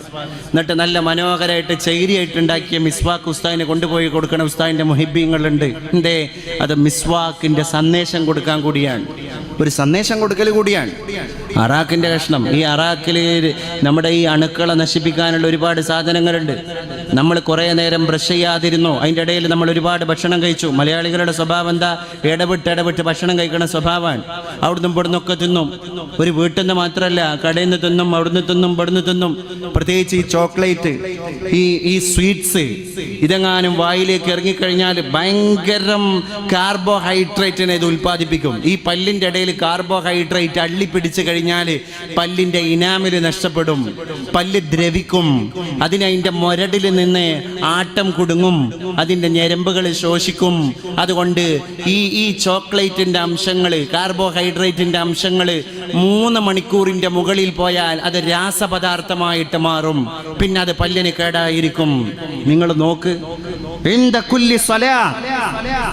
എല്ലാ നിസ്കാരത്തിന്റെ നേരത്തും ഞാൻ അവർക്ക് ബ്രഷ് ചെയ്യാൻ പറയായിരുന്നു. എല്ലാ നിസ്കാരത്തിന്റെ നേരത്തും ആ മിസ്വാക്ക്, ആ ദന്തധാവനത്തിന്റെ പ്രാധാന്യം നമ്മൾ മനസ്സിലാക്കണം. നമ്മുടെ വുളു ഒന്ന് നോക്ക്, ഇസ്ലാമിന്റെ ഒരു ആരോഗ്യവശം. ഡോക്ടർ അലക്സാണ്ടർ ജേക്കബിന്റെ the introduction speech about Islam എന്ന് പറഞ്ഞ പ്രഭാഷണത്തിൽ മുൻ DGP ഓഫ് കേരള പോലീസ്, ഡോക്ടറാണ്, ക്രൈസ്തവനാണ്, ബുദ്ധിജീവിയാണ്, വലിയ സമർത്ഥനാണ്, ജയിൽ ഡിപ്പാർട്ട്മെന്റിന്റെ IG ആയിരുന്നു, DGP ആയിരുന്നു. കേരളത്തിൽ ഒരുപാട് മേഖലയിൽ ഇടപെട്ട പരിചയ സമ്പത്തുള്ള, എന്നാൽ ബുദ്ധി വൈഭവമുള്ള, അതിൻ്റെ കൂടെ തന്നെ എല്ലാ സാരാംശങ്ങളെയും ഉൾക്കൊള്ളാനുള്ള പക്വതയുള്ള, വളരെ ഇരുത്തം വന്ന ഒരു പോലീസ് ഉദ്യോഗസ്ഥനാണ് ഡോക്ടർ അലക്സാണ്ടർ ജേക്കബ്. അദ്ദേഹത്തിൻ്റെ മനോഹരമായ പ്രഭാഷണങ്ങളൊക്കെ യൂട്യൂബിൽ വളരെ ഹിറ്റാണ്, വൈറലാണ്. എല്ലാ മതക്കാരും കേൾക്കാൻ ആഗ്രഹിക്കുന്ന ഒരു ചിന്തകൻ കൂടിയാണ് കേരളം കണ്ട പോലീസ് ഉദ്യോഗസ്ഥൻ. അപ്പൊ അതിൻ്റെ ഇടയിൽ കൂടെ ഞാൻ പറയാൻ ആഗ്രഹിക്കുകയാണ്, അദ്ദേഹത്തിന്റെ 1 മണിക്കൂർ നീണ്ടു കിടക്കുന്ന the introduction speech about Islam എന്ന് പറഞ്ഞിട്ടുള്ള ക്രൈസ്തവനായ പോലീസ് ഉദ്യോഗസ്ഥന്റെ പ്രഭാഷണം മുസ്ലിങ്ങൾ ആദ്യം പഠിക്കണം. ഇസ്ലാം ഇത്രയും വലിയ സൗന്ദര്യമുള്ള മതമാണെന്ന് അലക്സാണ്ടർ ജേക്കബിന്റെ പ്രസംഗം കേട്ടിട്ടാണ് പല ചെറുപ്പക്കാരും മനസ്സിലാക്കിയത്. അദ്ദേഹം പറഞ്ഞു, ഇസ്ലാമിൽ മുസ്ലിങ്ങൾ സുജൂദിലേക്ക് പോകുന്നത് കൊണ്ടാണ് ഇബാദത്ത് ചെയ്തുകൊണ്ടിരിക്കുന്ന മുസ്ലിങ്ങൾക്ക് എപ്പോഴും വളരെ പെർഫെക്റ്റ് ആയിട്ട് അവരെ കാണാൻ സാധിക്കുന്നത്. കൃത്യമായിട്ട് നിസ്കരിക്കുന്ന എല്ലാ മുസ്ലിങ്ങളും വളരെ ഉന്മേഷമുള്ള ആൾക്കാരായിട്ട് ഞങ്ങൾ പോലീസുകാർക്ക് കണ്ടെത്താൻ സാധിച്ചിട്ടുണ്ട് എന്ന് അദ്ദേഹം പറയുന്നത്. അപ്പം അദ്ദേഹം പറയാണ്, ഇതിൻ്റെ സാരാംശം ഞങ്ങൾ പരിശോധിച്ചപ്പോൾ ഇതിനകത്ത് ഞങ്ങൾ പോലീസുകാർക്ക് കണ്ടെത്താൻ സാധിച്ചത് ഹൃദയത്തിൽ നിന്ന് രക്തം തലച്ചോറിലേക്ക് പാസ് ചെയ്യുന്ന പ്രധാന ആരാധനാ രീതി കൈവശമുള്ള ആൾക്കാരാണ് ഇവര്. ഹം ലോഗ് ജബ് सुजूद से जाते हैं, हम सीधा ऐसे ही चलने के वक्त हमारे सर से हमारे ख़याल तक ज़हन सदर से कोई ब्लड सर्कुलेशन नहीं हो जाती है. പക്ഷേ സുജൂദിലേക്ക് നമ്മൾ പോകുന്ന നേരത്ത് ബ്ലഡ് സർക്കുലേഷൻ ഹൃദയത്തിൽ നിന്ന് നേരെ തലച്ചോറിലേക്ക് പമ്പ് ചെയ്യാണ്. കാരണം തല താഴെയും ഹൃദയം മുഴുവൻ. ഇങ്ങനൊരു ആരാധനാ രീതി ഒരു മതത്തിലും ഇല്ല. അദ്ദേഹം പറയാം, ഞാൻ നിലകൊള്ളുന്ന മതത്തിലടക്കല്ല. പിന്നെ എല്ലാ മതാചാര്യന്മാരും ഇതിനെ പഠിച്ചപ്പോഴാണ് യോഗാസനം വന്നത്. യോഗയിലുള്ള ഏറ്റവും പ്രധാനപ്പെട്ട ആസനം തല കുത്തി നിൽക്കല. മാത്രല്ല, ഇസ്ലാം മതവിശ്വാസികൾക്കിടയിൽ അവരുടെ ഇബാദത്തിന്റെ ആരാധനയുടെ കൂട്ടത്തിൽ ഏറ്റവും പ്രൗഢമായ ആരാധനയുടെ അംശം അത് സുജൂദാണ്. അഖറബു ഇലയ്യ അബ്ദി, എൻ്റെ അടിമ എന്നിലേക്ക് ഏറ്റവും അടുത്തത് സുജൂദിലാണ് എന്ന് അല്ലാഹു. എൻ്റെ അടിമ എന്നോട് ഏറ്റവും അടുക്കുന്നത് സുജൂദിലാണ്. അദ്ദേഹം പറയാൻ കേട്ടെ, ഈ മുസ്ലിങ്ങൾ 5 നേരം ഫർളായ നിസ്കാരം മാത്രം നിസ്കരിച്ചു കഴിഞ്ഞാൽ എത്ര നേരാണ് തലച്ചോറും ഹൃദയം രക്ത കൈമാറ്റം നടത്തുന്നത്. അതുകൊണ്ട് ഉന്മേഷം. പിന്നെ അവരുടെ ആരാധനാലയങ്ങളിലേക്ക് കയറി നോക്കുമ്പോൾ തന്നെ നമുക്ക് പഠിക്കാനുള്ളത്, ഒറ്റ മുസ്ലിം നിസ്കാര പള്ളിയും സ്നാനഘട്ടങ്ങളില്ലാത്ത പള്ളികളല്ല. അദ്ദേഹം പറയാൻ, എല്ലാ മുസ്ലിം നിസ്കാര പള്ളിയുടെ മുമ്പിലും പണ്ട് നമ്മൾ സ്രാമ്പ്യ എന്ന് പറഞ്ഞ നിസ്കാര പള്ളി, പണ്ട് തെക്കൻ ഭാഗത്ത് തൈക്കാവ് എന്ന് പറയുന്ന ചെറിയ പള്ളിയുടെ മുമ്പിലടക്കം ഒന്നുക്ക് കുളം അല്ലെങ്കിൽ ഹൗള് അല്ലെങ്കിൽ പൈപ്പ് ഇതില്ലാത്ത മുസ്ലിം പള്ളി ഏതാ? എന്നാ ഒരു പൈപ്പെങ്കിലും ഉള്ള ഒരു ക്ഷേത്രമോ ഒരു ക്രൈസ്തവ ദേവാലയമോ ചർച്ചോ ലോകത്തില്ല. അതുകൊണ്ട് മറ്റ് മതങ്ങളുടെ ആരാധനാലയങ്ങൾക്ക് മുറ്റത്ത് സ്നാനഘട്ടങ്ങളില്ല എന്ന് മാത്രമല്ല, ഇസ്ലാമിൻ്റെ ആരാധനാലയങ്ങളിൽ സ്നാനഘട്ടമില്ലാത്ത ഒറ്റ ആരാധനാലയവും ഇല്ല എന്ന് അലക്സാണ്ടർ ജേക്കബ് സമർത്ഥിച്ചു പറഞ്ഞു. അപ്പോൾ പുറം ഭാഗം ശുദ്ധിയാക്കിയിട്ടേ അവർക്ക് അകം ശുദ്ധിയാക്കാൻ പാടുള്ളൂ എന്നർത്ഥം. അകം ശുദ്ധിയാക്കുക എന്ന് പറഞ്ഞാൽ അലാ ബിദിക്രില്ലാഹി തത്മഇന്നുൽ ഖുലൂബ്, അള്ളാഹുവിനെ സ്മരിക്കലാണ് ഇസ്ലാമിൻ്റെ നിസ്കാരം. അള്ളാഹുമായിട്ടുള്ള സംഭാഷണമാണ്, കോൺവെർസേഷൻ ബിറ്റ്വീൻ ഗോഡ്. അടിമയും അള്ളാഹും തമ്മിലുള്ള ഒരു കോൺവെർസേഷനാണ് നിസ്കാരം. മുനാജാത്താണ് ബൈനൽ അബ്ദി വ റബ്ബിഹി. ആ കോൺവെർസേഷനിലേക്ക് കടന്നു പോകണമെങ്കിൽ ശുദ്ധിയാകണം. അപ്പൊ പുറം ശുദ്ധിയാകണതിനെ പറ്റി അദ്ദേഹം പറയാണ്, അവരാദ്യം അവരുടെ അംഗസ്നാനം വുളൂ ചെയ്യുമ്പോൾ മുസ്ലിങ്ങൾ ചെയ്യുന്നത് മുൻകൈ കഴുകലാണ്. എന്തൊരു വലിയ സൈക്കോളജിയാണ്. കാരണം മുൻകൈ എന്ന് പറയുന്നത് small vehicles of human body, മനുഷ്യ ശരീരത്തിലെ ചെറിയ വാഹനങ്ങളാണ്. അത് അവിടെ പിടിച്ച് ഇവിടെ പിടിച്ച് അത് തൊട്ട് ഇത് തൊട്ട് എല്ലാ മാലിന്യങ്ങളിലേക്കും പരതാൻ സാധ്യതയുണ്ട്. മുൻകൈ കഴുകിയിട്ടേ അവരുടെ വുളൂ തുടങ്ങാൻ പാടുള്ളൂ. എത്രത്തോളം എന്ന് വെച്ചാൽ, രാത്രി കടന്നുറങ്ങിയ മനുഷ്യൻ ഹൗദിൽ പോയിട്ട് വുളൂ ചെയ്യുമ്പോൾ അതിൻ്റെ ചിട്ടടക്കം ഇസ്ലാം പഠിപ്പിച്ചു. കുറച്ച് വെള്ളം ഒരു പാത്രത്തിൽ പുറത്തേക്ക് എടുത്തിട്ട് പുറത്തേക്ക് കഴുകണം. ആ സ്നാനഘട്ടത്തിലേക്ക് ഹൗദിലേക്ക് കൈയിട്ട് കഴുകരുത്. കാരണം ലാ യഅരിഫ് ഐന ബാതത് യദുഹു എന്ന് പോലും ഇസ്ലാം പറഞ്ഞു. ഇത്രയും സൂക്ഷ്മമായിട്ട് മുൻകൈ കഴുകി വായിൽ വെള്ളം കൊപ്പിളിക്കുന്നതിൻ്റെ കൂടെ മൂക്കിൽ വെള്ളം കയറ്റുന്നു, ഇടത് കൈ കൊണ്ട് ചീറ്റുന്നു. പൊടിപടലങ്ങൾ ഏറ്റവും കൂടുതൽ കടന്നു വരുന്ന ഇന്നത്തെ കാലം, വാഹനങ്ങളാവട്ടെ, കെട്ടിടങ്ങളാകട്ടെ, നിർമ്മാണ മേഖലകളാകട്ടെ, ഒരു വഴിക്ക് നമുക്ക് പോകാൻ പറ്റും. ചെറിയ കുട്ടികൾക്കടക്കം അലർജി, ആസ്തമ. അതുകൊണ്ട് പൾമോളജി വിദഗ്ധന്മാരുടെ, ചെസ്റ്റ് വിദഗ്ധന്മാരുടെ, നെഞ്ചുരോഗ വിദഗ്ധന്മാരുടെ സമ്മേളനം നാളെ നടക്കാൻ പോവുകയാണ് മലപ്പുറം ജില്ലയിൽ. ഏറ്റവും കൂടുതൽ തിരക്കുള്ള മെഡിക്കൽ ഡിപ്പാർട്ട്മെന്റ് ആയിട്ട് പുൽമോളജി മാറി. എന്താ കാരണം? അലർജി ഡിപ്പാർട്ട്മെന്റിന്റെ ആൾക്കാർക്ക് തിരക്ക് കൂടി. ചെറിയ കുട്ടികൾക്കടക്കം തുമ്മല്, ചെറിയ കുട്ടികൾക്കടക്കം ആസ്തമ. അവസാനം മെഡിക്കൽ സയൻസ് തന്നെ പറയുകയാണ്, ഈ മൂക്കിലൂടെ പൊടിപടലങ്ങൾ കയറി അത് മസ്തിഷ്കങ്ങളിലേക്ക് കടന്നുപോയി ബ്രെയിൻ ട്യൂമർ ആകാനുള്ള സാധ്യത അടക്കണ്ട്. മുസ്ലിങ്ങൾ 5 നേരത്തെ വുളൂഇൽ പറയുന്നത് മൂക്കിൽ വെള്ളം കയറ്റുകയും ചീറ്റുകയും ചെയ്യണമെന്നാണ്. ഈ പൊടി ഒരിക്കലും ദ്രവിച്ച് അല്ലെങ്കിൽ വലിയ വലിയ കെമിക്കലുകളായി മനുഷ്യ മസ്തിഷ്കത്തിലേക്ക് പോകാതിരിക്കാൻ ഇത് മുസ്ലിങ്ങളെ അവരുടെ വുളൂ സഹായിച്ചുകൊണ്ടിരിക്കുന്നു എന്നും അലക്സാണ്ടർ ജേക്കബ് പറയുകയാണ്. അങ്ങനെ ഓരോന്നും. നമ്മുടെ തലച്ചോറ്, തല തടവലൊരു പ്രധാന ഇനമാണ്. വുളൂഇന്റെ കൂട്ടത്തിൽ തല തടവുക. ഈ തല തടവുക എന്ന് പറഞ്ഞാൽ ചില്ലറ കാര്യമല്ല. തലയുടെ മുകളിലൂടെയാണ് മസ്തിഷ്കത്തിൽ നിന്നുള്ള ഉണർവിന്റെ എല്ലാ ഞരമ്പുകളും മൂർധാവിലൂടെ പാസ് ചെയ്യണത്. കൃത്യമായിട്ട് ഒരാൾ തല തടവി കഴിഞ്ഞാൽ അദ്ദേഹത്തിന്റെ മനസ്സ് ഉണരും, മസ്തിഷ്കം ഉണരും എന്നാണ്.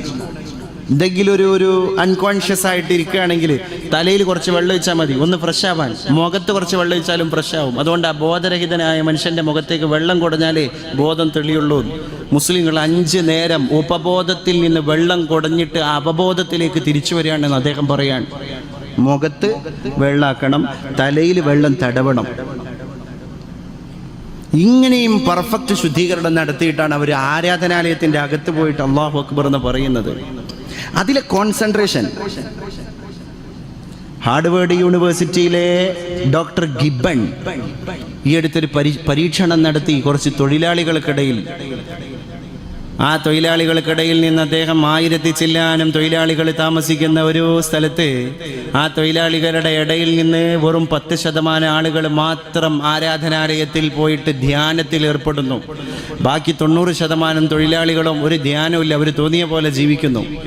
ഡോക്ടർ ഗിബ്ബൺ പറഞ്ഞു, ഏകാഗ്രതയോടുകൂടെ ധ്യാനം ഒരു തൊഴിലാളി 40 മിനിറ്റെങ്കിലും നിർവഹിച്ചാൽ അയാളുടെ രക്തത്തിൽ നിന്ന് ലാക്ടേറ്റിന്റെ അംശങ്ങൾ കുറഞ്ഞു പോകുന്നു. മാനസിക രോഗികൾക്ക് ലാക്ടേറ്റിന്റെ അംശം കൂടുമ്പോഴാണ് മാനസിക രോഗം കൂടുക.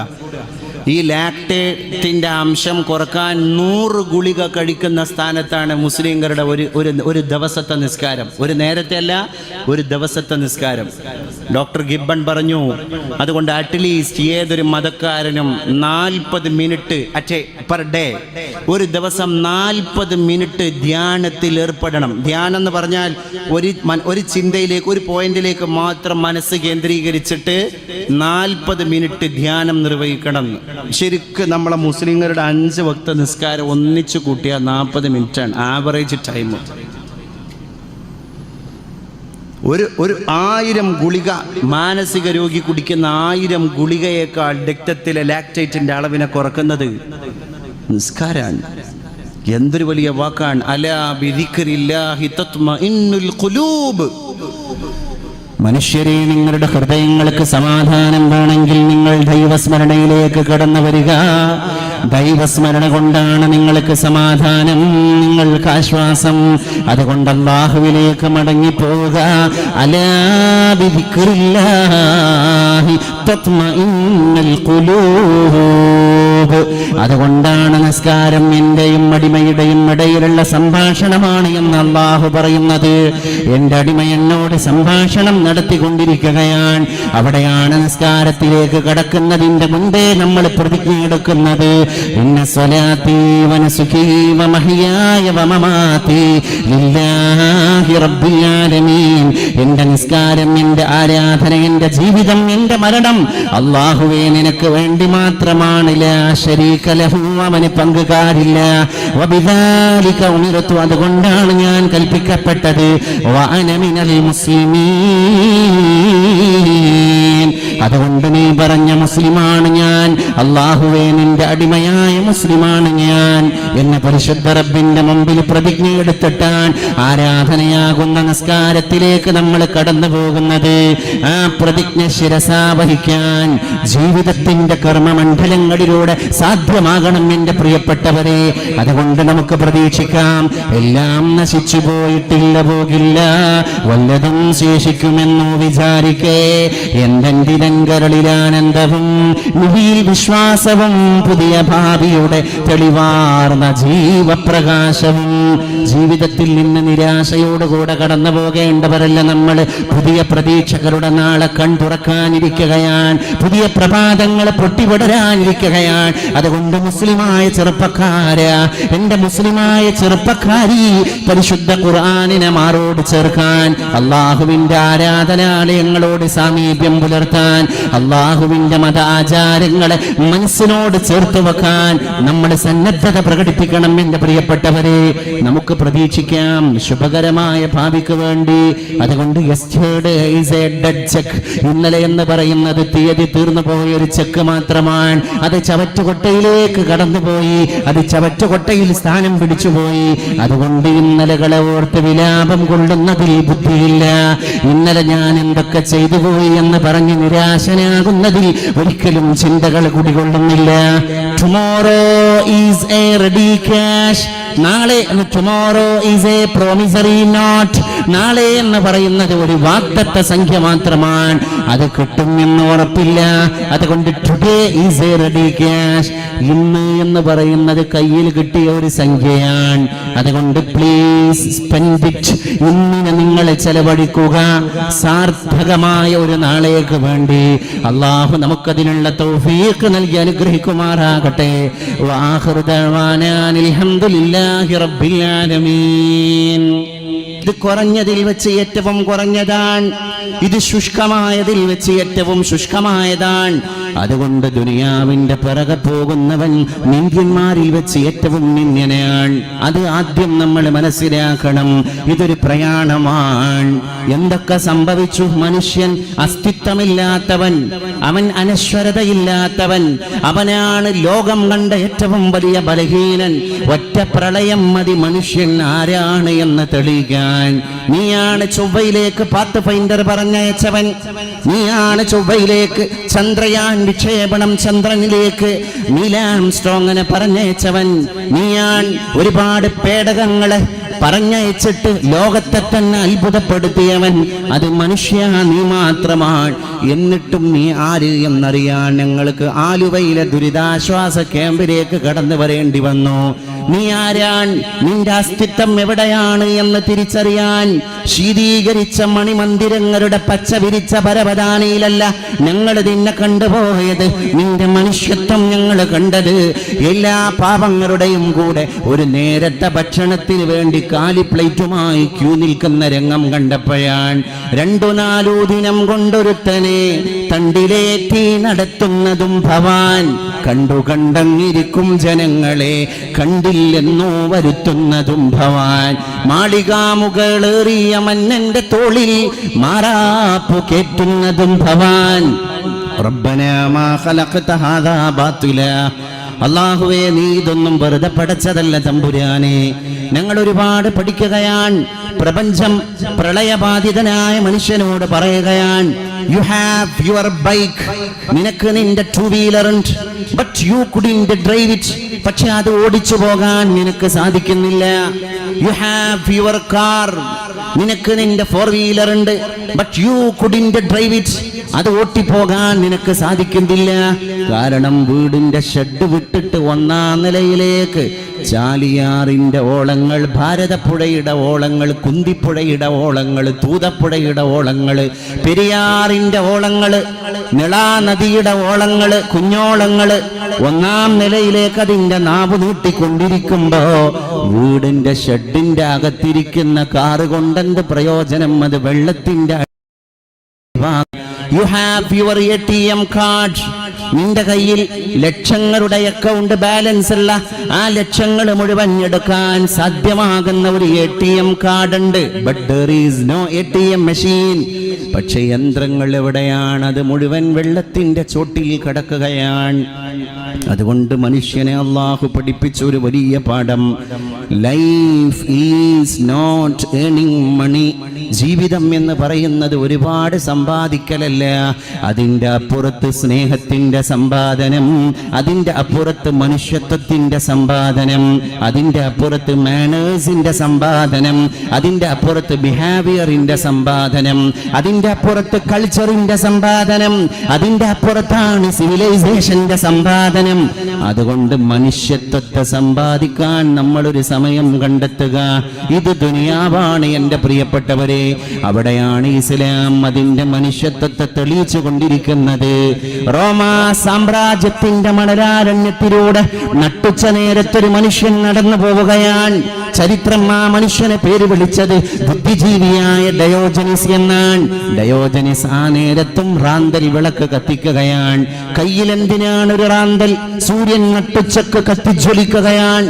ആകാശത്തിന്റെ മധ്യഭാഗത്ത് വെച്ച് സൂര്യൻ അതിന്റെ ഉഗ്രഭാവങ്ങളെല്ലാം പുറപ്പെടുവിച്ച് തീക്ഷ്ണമായ സൂര്യകന്തളങ്ങളെ കൊണ്ട് ഭൂമി പോലും മണൽപ്പരപ്പിലെ സൈകത പരപ്പിലെ മണലിന്റെ അംശങ്ങൾ പോലും വെട്ടിത്തിളങ്ങിക്കൊണ്ടിരിക്കുന്ന നട്ടുച്ച നേരത്താണ് ലോകം കണ്ട പ്രശസ്തനായ പണ്ഡിതൻ, ബുദ്ധിജീവി ഡയോജനിസ്, ഭാഷാ പണ്ഡിതൻ, തത്വജ്ഞാനി, ചിന്തകൻ, ഈ അപരനാമത്തിന്റെ ഉടമയായ ചില്ലറക്കാരനല്ല.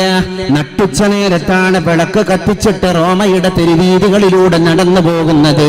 അത് കണ്ടപ്പോൾ ആളുകൾ ചോദിച്ചുപോയി, അല്ലയ ഡയോജനിസ്, ഈ സൂര്യൻ ഉഗ്രപ്രതാപത്തിൽ കത്തിജ്വലിച്ചു കൊണ്ടിരിക്കുമ്പോഴാണ് അങ്ങ് ഒരു ചെറിയ അരണ്ട വിളക്ക് കത്തിച്ചത്? അത് എന്തിനാണ്? വല്ലാത്ത വിരോധാഭാസമാണ്.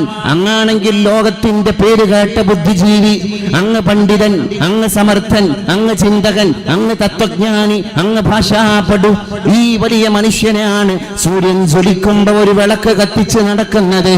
ഇത് വിഡ്ഢിത്തമല്ലയോ ഡയോജനിസ് എന്ന് ചോദിച്ചപ്പോ ആ ചോദ്യകർത്താക്കളായ ജനങ്ങളോട് പണ്ഡിതനായ ബുദ്ധിജീവിയായ ഡയോജനിസ് പറഞ്ഞുപോയി, അല്ല, ഞാൻ മനുഷ്യനെ തിരയുകയാണ്. ഓരോ മനുഷ്യന്റെയും ഹൃദയത്തിന്റെ ഉള്ളിൽ ഇരുട്ട് കയറിയിരിക്കുകയാണ്. ലബ് പേ ആതി ഹെ ദുആ ബൻ കെ തമന്നാ മേരി जिंदगी शम्म की सूरत हो खुदाया मेरी दूर दुनिया का मेरे दम से अंधेरा हो जाए हर जगह मेरे चमकने से उजाला हो जाए. അല്ലാമ മുഹമ്മദ് ഇഖ്ബാലിന്റെ ലോക പ്രശസ്തമായ ഒരു കവിതയുണ്ട്. ആ കവിതയുടെ ശീർഷകം ബച്ചേ കി ദുആ, ഒരു കൊച്ചുകുട്ടിയുടെ പ്രാർത്ഥന എന്നാണ്. ഇഖ്ബാൽ സ്വപ്നം കാണുന്ന കുട്ടി ഒരു പള്ളിയിലേക്ക് ദർസ് പഠിക്കാൻ പോകുന്ന ഒരു മുതല്ലിമാണ്. അല്ലാമ ഇഖ്ബാൽ സ്വപ്നം കാണുന്ന കുട്ടി ശുഭ്രവസ്ത്രധാരിയായ ഒരു തൊപ്പിയും തലപ്പാവും ധരിച്ച അള്ളാഹുവിന്റെ ഇൽമ പഠിക്കാൻ മതകലാലയത്തിലേക്ക്, അറബിക് കോളേജിലേക്ക്, ശരീഅത്ത് കോളേജിലേക്ക് കടന്നു പോകുന്ന ഒരു കുഞ്ഞുമോനാണ്. ആ കൊച്ചുകുട്ടി പരിശുദ്ധ തമ്പുരാനോട് ദുആ ചെയ്യുകയാണ്, അല്ലാഹുവേ ലബ് പേ ആതി ഹെ ദുആ ബൻ കെ തമന്നാ മേരി, എന്റെ ചുണ്ടിലേക്ക് ഒരു പ്രാർത്ഥന കടന്നു വരുന്നുണ്ട് തമ്പുരാനെ. അത് മറ്റൊന്നുമല്ല, സിന്ദഗി ശമ്മ കി സൂറത്ത് ഹോ ഖുദായാ മേരി, അല്ലാഹുവേ എന്റെ ജീവിതം ഒരു മെഴുകുതിരി പോലെ വെട്ടിത്തിളങ്ങണം തമ്പുരാനെ. എന്റെ നാടിന് പ്രകാശം കൊടുക്കാൻ എനിക്ക് സാധ്യമാകണം തമ്പുരാനെ. എന്റെ നാട് മുഴുവൻ ഇരുട്ടിലാണ്. അക്രമത്തിന്റെ ഇരുട്ട്, അരാജകത്വത്തിന്റെ ഇരുട്ട്, അസഹിഷ്ണുതയുടെ ഇരുട്ട്, വാട്സപ്പിന്റെ തിരക്കിൽ സ്വന്തം രക്തബന്ധത്തെ മറന്നുപോയതിന്റെ ഇരുട്ട്, സോഷ്യൽ മീഡിയയുടെ തിരക്കിൽ ഉമ്മാന്റെ നടുവേദനക്ക് മരുന്ന് വാങ്ങിക്കൊടുക്കാൻ സമയം കിട്ടാതെ പോയ ചെറുപ്പക്കാരന്റെ ഹൃദയത്തിലേക്ക് അവന് പോലും അറിയാതെ വന്നുകൂടിയ ഇരുട്ട്, ഫേസ്ബുക്ക് ഫ്രണ്ടിനെ തകർക്കാനുള്ള ഓട്ടത്തിന്റെ ഇടയിൽ ഫേസ്ബുക്ക്, വാട്സപ്പിന്റെയും ഫേസ്ബുക്കിന്റെയും ഫോളോവേഴ്സിന്റെ എണ്ണം വർദ്ധിപ്പിക്കാനുള്ള തുരിതുര ഓട്ടത്തിന്റെ ഇടയിൽ സ്വന്തം പെങ്ങളെ കെട്ടിച്ച വീട്ടിലുള്ള പ്രാരാബ്ദങ്ങളെ തിരിച്ചറിയാൻ മറന്നുപോയ തിരക്ക്, അത്തരത്തിലുള്ള ഒരു വലിയ ഇരുട്ടിലാണ് നമ്മളെല്ലാം. ആ കൊച്ചുകുട്ടി ദുആ ചെയ്യുകയാണ്, ദൂർ ദുനിയാ ക മേരെ ദം സേ അന്ധേരാ ഹോ ജായേ हर जगह मेरे चमकने से उजाला हो जाए. അല്ലാഹുവേ, ഞാൻ ഈമ എൻ്റെ ഉള്ളിലേക്ക് പ്രവേശിക്കുന്നതോടുകൂടെ എൻ്റെ നാട്ടിന് ഞാൻ വെളിച്ചമാകണം. പരിശുദ്ധ ഇൽമിന്റെ വിജ്ഞാനത്തിന്റെ പ്രകാശകിരണങ്ങൾ എൻ്റെ ഹൃദയത്തിലേക്ക് വിരുന്നു വന്നു കഴിഞ്ഞാൽ ആ പ്രകാശകിരണങ്ങളാണ് എൻ്റെ നാടിൻ്റെ വെളിച്ചം തമ്പുരാനെ എന്ന് കൊച്ചുകുട്ടി പോലും സ്വപ്നം കണ്ടിട്ട് പറയുകയാണ്. അതുകൊണ്ട് പരിശുദ്ധ ഇസ്ലാമിന്റെ ഭക്താക്കളാകണം നമ്മൾ തന്നെയാണ് ഇസ്ലാം. ഇസ്ലാം എന്ന് പറയുന്നത് ഒരു പള്ളിയോ പള്ളിക്കൂടമോ അല്ല. ഇസ്ലാം എന്ന് പറയുന്നത് ഒരു മതകലാലയമല്ല. ഇസ്ലാം എന്ന് പറയുന്നത് ഒരു പരിശുദ്ധ ഖുർആനിന്റെ കോപ്പി പോലുമല്ല. ഇസ്ലാമിന്റെ ജീവിതം നമ്മളാണ്. ഈ ജീവിച്ചു കൊണ്ടിരിക്കുന്ന നമ്മളാണ് ഇസ്ലാമിന്റെ ഇന്ന് ജീവിച്ചു കൊണ്ടിരിക്കുന്ന വർത്തമാന ലോകത്തെ ഇസ്ലാം. ഒരു ഗ്രാമത്തിലെ മുഴുവൻ ചെറുപ്പക്കാർ മദ്യപാനികളാണെങ്കിൽ മറ്റുള്ള മതസ്ഥർ അവരെ പറ്റി മനസ്സിലാക്കുകയാണ്. ഇസ്ലാം മദ്യപാനം അനുവദനീയമാക്കിയ മതമാണ്. അതുകൊണ്ട് നമ്മുടെ ജീവിതം, നമ്മുടെ സംസ്കാരം, നമ്മുടെ ഇടപെടൽ, നമ്മുടെ ഭാഷ, നമ്മുടെ വേഷം, നമ്മുടെ പ്രയോഗം, നമ്മുടെ ഇന്റർപ്രിട്ടേഷൻ, നമ്മുടെ എല്ലാ കൈകാര്യങ്ങളും ഒരു പരിശുദ്ധ മതത്തിന്റെ ചിഹ്നങ്ങളിലൂടെ കടന്നു പോകണം. അപ്പോഴാണ് ഇസ്ലാമിനെ ലോകം വായിക്കുന്നത് എന്ന് നമ്മൾ മനസ്സിലാക്കേണ്ടതുണ്ട്. കറുത്ത വർഗക്കാരൻ പീഡിപ്പിക്കപ്പെട്ട അമേരിക്കയിൽ കറുത്ത വർഗക്കാരൻ നീഗ്രോ അടിമയുടെ തുടയിലെ മാംസം വെള്ളക്കാരന്റെ തൊലി വെളുത്തുപോയ സവർണന്റെ വീട്ടിലുള്ള വളർത്തു പട്ടിയുടെ പല്ലിന്റെ മൂർച്ച പരിശോധിക്കാൻ ഉപയോഗിക്കപ്പെട്ട ഒരു കാലഘട്ടം അമേരിക്കയിലൂടെ കടന്നുപോയി നമ്മൾ ഓർക്കണം. വെള്ളക്കാരന്റെ ശീതീകരിച്ച റൂമിന്റെ ഉള്ളിൽ ഭക്ഷണത്തിന് മെനു പോലും തയ്യാറാക്കപ്പെട്ടതിന്റെ ശേഷം മൃഷ്ടാന്നം ഭക്ഷണം കഴിക്കുന്ന വളർത്തുപട്ടിക്ക് ആ വളർത്തുപട്ടിയുടെ കോട്ടുപല്ലിന്റെ മൂർച്ച പരിശോധിക്കാൻ അമേരിക്കയുടെ തെരുവീതികളിലൂടെ പേപ്പട്ടിയെ പോലെ അലഞ്ഞു തിരിയുന്ന തൊലി കറുത്തുപോയ കറുത്ത വർഗക്കാരന്റെ നീഗ്രോ അടിമയുടെ തുടയിലുള്ള മാംസ കഷ്ണങ്ങളെ ഉപയോഗപ്പെടുത്തിയ ഒരു കാലഘട്ടത്തിലൂടെ അമേരിക്ക കടന്നുപോയി എന്ന് നമ്മൾ ചിന്തിക്കണം. ആ അമേരിക്കയിലാണ് second Gandhi of the world, ലോകം കണ്ട രണ്ടാമത്തെ മഹാത്മാഗാന്ധി എന്ന് ഓമന പേര് ലഭിച്ച മാർട്ടിൻ ലൂതർ കിങ് പ്രഭാഷണം നടത്തുന്നത്. ഒരുപാട് കറുത്ത വർഗക്കാർ മാർട്ടിൻ ലൂതർ കിങ്ങിന്റെ പ്രഭാഷണം കേൾക്കാൻ അമേരിക്കയുടെ തെരുവീതിയിൽ ലക്ഷോപലക്ഷം ആളുകൾ ഒരുമിച്ച് കൂടി.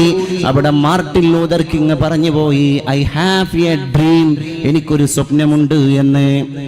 അപ്പൊ മാധ്യമപ്രവർത്തകന്മാർ ചോദിക്കുന്നുണ്ട്, പ്രിയപ്പെട്ട മാർട്ടിൻ ലൂതർ കിങ്ങിനോട്, dear King, what is your dream?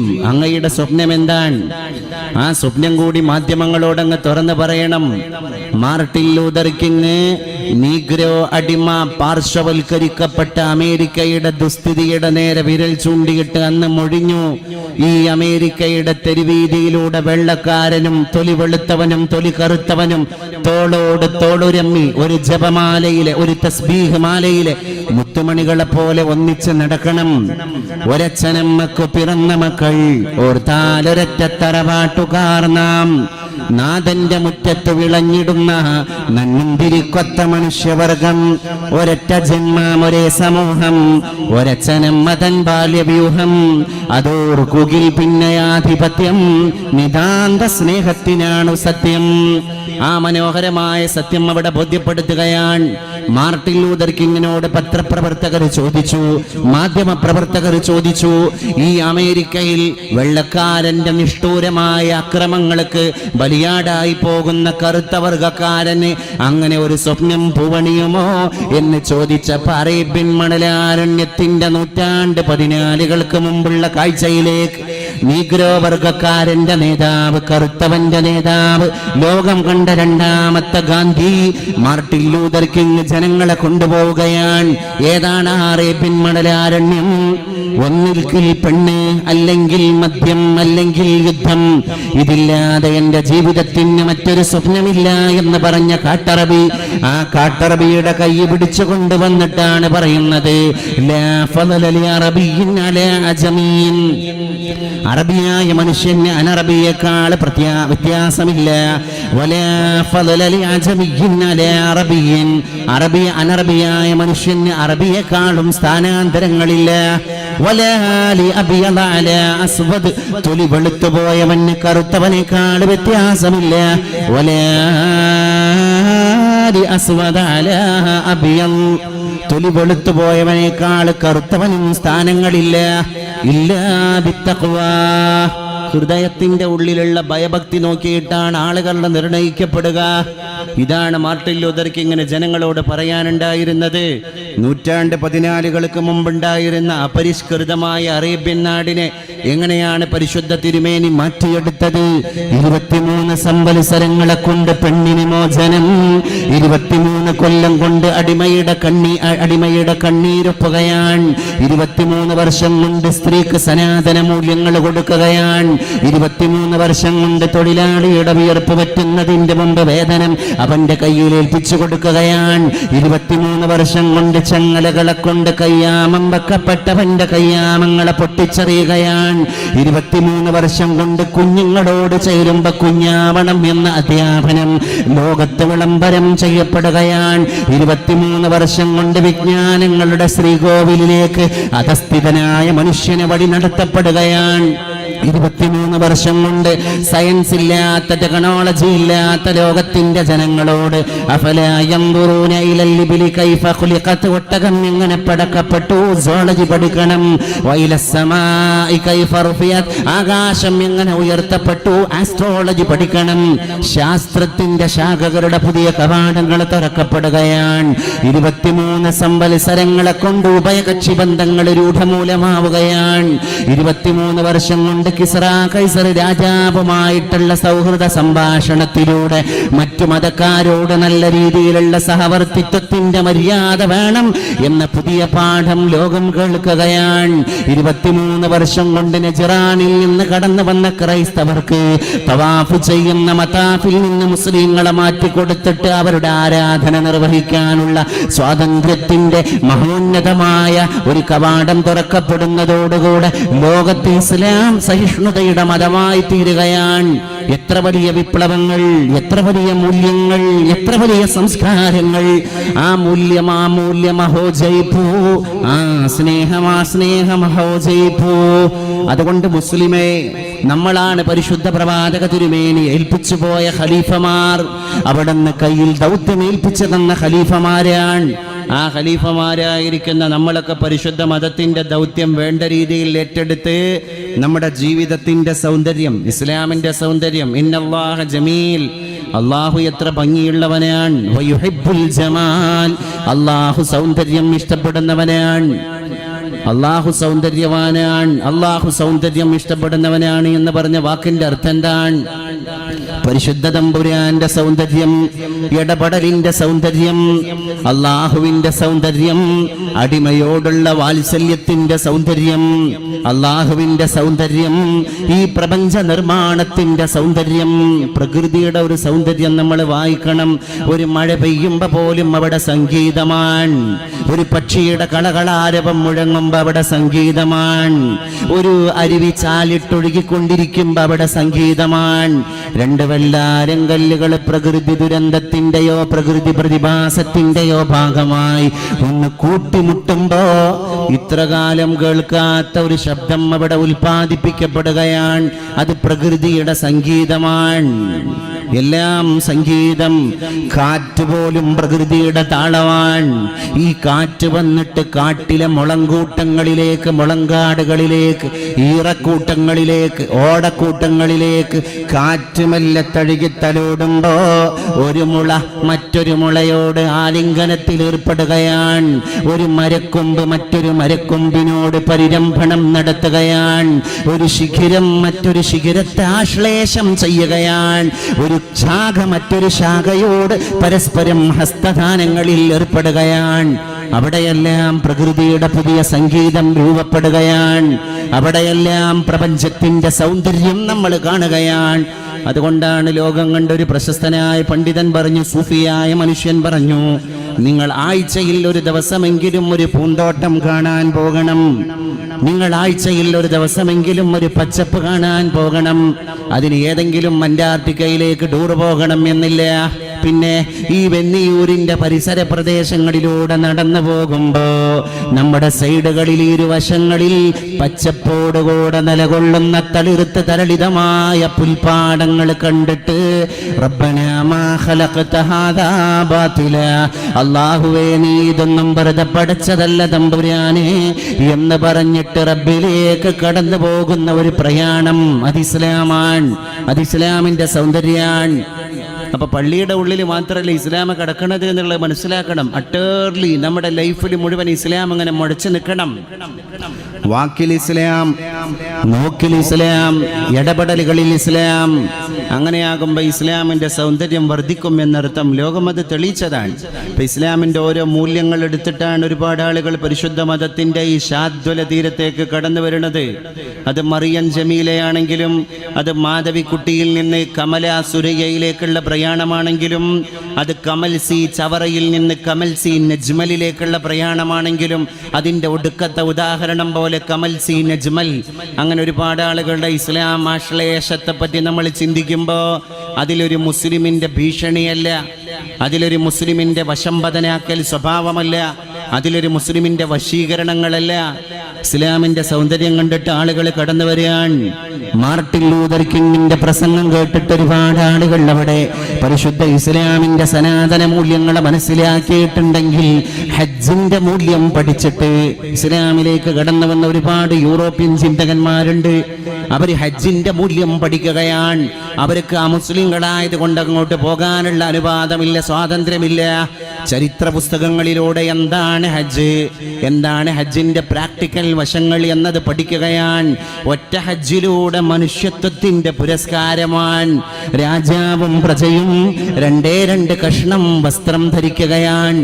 2 വസ്ത്രത്തിൽ അള്ളാഹുവിന്റെ ആരാധനാലയത്തിന്റെ ചുറ്റുവട്ടങ്ങളിൽ വലയം വെക്കുന്ന മുസൽമാൻ ഒറ്റ വാക്കാൻ ലബ്ബൈക അല്ലാഹുമ്മ ലബ്ബൈക ലബ്ബൈക ലാ ശരീക ലക ലബ്ബൈക ഇന്നൽ ഹംദ വന്നിഅമത ലക വൽ മുൽക് ലാ ശരീക ലക ലബ്ബൈക അല്ലാഹുമ്മ ലബ്ബൈക. ആഫ്രിക്കക്കാരനും ഒറ്റ ഭാഷ, ഇന്തോനേഷ്യക്കാരനും ഒറ്റ ഭാഷ, റഷ്യക്കാരനും ഒറ്റ ഭാഷ, ഇന്ത്യക്കാരനും ഒറ്റ ഭാഷ, സാക്ഷാൽ സൗദി അറേബ്യയിലുള്ള അറബിക്കും ഒറ്റ ഭാഷ. ഭാഷയുടെ വിഷയത്തിൽ പോലും ഏകീകരണത്തിലേക്ക്, ചിന്തയുടെ വിഷയത്തിലുള്ള ഏകീകരണത്തിലേക്ക് ഇസ്ലാം അവരെ കൊണ്ടുപോവുകയാണ്. ഹറം പാക് ഭീ ഏക്, ദീൻ ഭീ ഏക്, ഖുർആൻ ഭീ ഏക്, ഖിബ്ല ഭീ ഏക്, और कुछ बड़ी बात तो हुई मुसलमान भी एक, हरम पाक भी एक, ഖുർആൻ भी एक. ഇന്തോനേഷ്യക്കാരൻ പാരായണം ചെയ്യുന്ന ഖുർആനും അറബി ഭാഷയിലുള്ള ഖുർആൻ, റഷ്യക്കാരൻ ഓതുന്ന ഖുർആനും അറബ് ഭാഷയിൽ ലിഖിതമുള്ള ഖുർആൻ, മലയാളി പാരായണം ചെയ്യാൻ അവന്റെ മാതൃഭാഷ മലയാളമായിരുന്നിട്ട് പോലും അള്ളാഹുവിന്റെ കലാമായ ഖുർആനിന്റെ അക്ഷരം തെറ്റാതെ ഉച്ചരിക്കാൻ 10,000-കണക്കിന് മതസംവിധാനമുള്ള മദ്രസകൾ നമ്മുടെ നാട്ടിൽ, നമ്മുടെ നാട്ടുകാർ കെട്ടിപ്പൊക്കിയത് എന്തിനാണ്? ഖുർആനിന്റെ ഭാഷ നമ്മുടെ കുട്ടി പഠിക്കാനാണ്. ഖുർആനിന്റെ ഐഡിയോളജി നമ്മുടെ കുട്ടിയുടെ ഹൃദയത്തിലേക്ക് ഇറങ്ങിച്ചിരിക്കാനാണ്. ആ ഖുർആനിൽ നിന്ന് നമ്മൾ ദൂരെ പോകാൻ പാടില്ല എന്നർത്ഥം. മുസൽമാൻ ഹോക്കർ ആജ് ഹം ഖാർ ഹുയേ താരിഖേ ഖുർആൻ ഹോക്കർ. അന്നത്തെ കാലത്ത് നമുക്കൊക്കെ ഉഗ്ര പ്രതാപം ഉണ്ടായിരുന്നു. പഴയകാലത്തെ മുസൽമാന്റെ ചരിത്രം എടുത്തു നോക്കുകയാണെങ്കിൽ ഒരുപാട് പ്രതാപങ്ങളിലൂടെയായിരുന്നു അന്നത്തെ മുസ്ലിം സഞ്ചരിച്ചത്. ആജ് ഹം ഖാർ ഹുയേ, ഇന്ന് നമ്മൾ പരാജിതരായിരിക്കുകയാണ്, ഇന്ന് നമ്മൾ നിന്ദ്യരായിരിക്കുകയാണ്. എങ്ങനെ? താരിഖേ ഖുർആൻ ഹോക്കർ. പരിശുദ്ധ വേദഗ്രന്ഥമാകുന്ന ഖുർആനിന്റെ മനോഹരമായ സ്മൃതികളെ, മനോഹരമായ സൂക്തികളെ നമ്മുടെ ഹൃദയത്തിലേക്ക് കൊണ്ടുപോകണം. അതിൽ നിന്ന് സമുദായം ഒരുപാട് ദൂരെയായിരിക്കുകയാണ്. ഇന്ന് നമ്മുടെ തിരക്ക്, ഇന്ന് നമ്മുടെ സംഭാഷണങ്ങൾ എല്ലാം ഭൗതികതയ്ക്ക് വേണ്ടിയാണ്. ഏകോദര സഹോദരന്റെ മാരടത്തിൽ കടാര കുത്തിയിറക്കി അവനെ കൊലപ്പെടുത്തണം. അത് ചായ കുടിക്കുന്ന ലാഘവത്തോടെ ലോകം കൈകാര്യം ചെയ്തുകൊണ്ടിരിക്കുകയാണ്. താനൂരിലെ അഞ്ചുടിയിലെ ബഷീറിനെ സവാദിനെ കൊന്ന സൗജത്ത് തന്നെ പറഞ്ഞുപോയി. അവസാനം സവാദിനെ കൊല്ലുന്നതിന്റെ 1-ാം പ്രതിയായ ബഷീർ തന്നെ പറഞ്ഞുപോയി, സൗജത്തിന്റെ കാമുകൻ, എന്ത്, ഞാൻ അദ്ദേഹത്തെ കൊല ചെയ്യാനുള്ള എല്ലാ ഇന്ധനവും എനർജിയും ശക്തിയും മനസ്സും എനിക്ക് തന്നത് അവന്റെ തന്നെ സഹധർമ്മിണിയാണ്. ഇത്രകാലം അവന്റെ കൂടെ കിടപ്പറ പങ്കിട്ട ബെറ്റർ ഹാഫ്, ജീവിതത്തിന്റെ നല്ല പാതി, ഒരു സഹധർമ്മിണിയായി ജീവിതത്തിലേക്ക് കയറി വരുന്ന ഒരു പെണ്ണിനെ പറ്റി ഇംഗ്ലീഷുകാരൊക്കെ വളരെ മനോഹരമായി പറയുന്നൊരു ആപ്തവാക്യാണത്. Better half of my life, എൻ്റെ ജീവിതത്തിൻ്റെ നല്ല പാതി, മലയാളത്തിൽ നമ്മൾ പറയാറുണ്ട് ജീവിതത്തിൻ്റെ നല്ല പാതി ഞാൻ കഴിഞ്ഞാൽ പിന്നെ ഭാഗധേയം സൃഷ്ടിച്ചിട്ട് എൻ്റെ സ്നേഹം, എൻ്റെ ഉത്തരവാദിത്തം, എൻ്റെ കടപ്പാട്, എൻ്റെ ആർജവം, എൻ്റെ ആരോഗ്യം, എൻ്റെ മനസ്സ് എല്ലാം പകുത്തു നൽകാൻ എനിക്ക് മറ്റൊരവകാശിയുണ്ടെങ്കിൽ അത് മൈ ബെറ്റർ ഹാഫ്, എൻ്റെ മറ്റൊരു വശം, അതാണ് എൻ്റെ ഭാര്യ എന്ന് പറഞ്ഞുപോയി. ആ ഭാരത സ്ത്രീകൾ തൻ ഭാവശുദ്ധിയിലൂടെയാണ് പരിശുദ്ധമായ ഇന്ത്യ രാജ്യത്തിൻ്റെ സംസ്കാരങ്ങൾ കടന്നുപോയത്. അവിടെ അല്ലലില്ലായിരുന്നു, അവിടെ അലട്ടലില്ലായിരുന്നു, അവിടെ സ്നേഹം മാത്രമാണ്. ഉസ്മാൻ ഖാൻ എന്ന് പറയുന്ന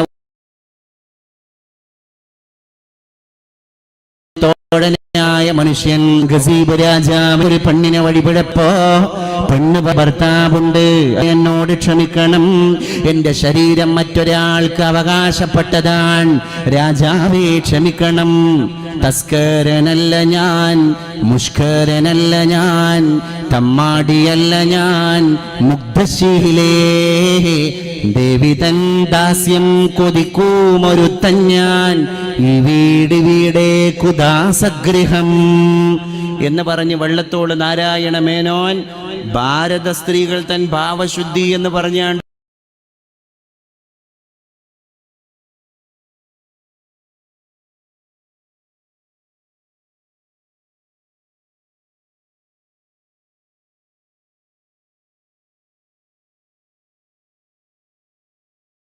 ഭാരതത്തിലുള്ള മനോഹര അത് ആ പകൽ കത്തിവെക്കുന്ന നമുക്ക് അതൊന്നും മൂല്യമല്ല, അത് മൂല്യ നിരാസമാണ് എന്ന് നമ്മൾ തിരിച്ചറിയണം.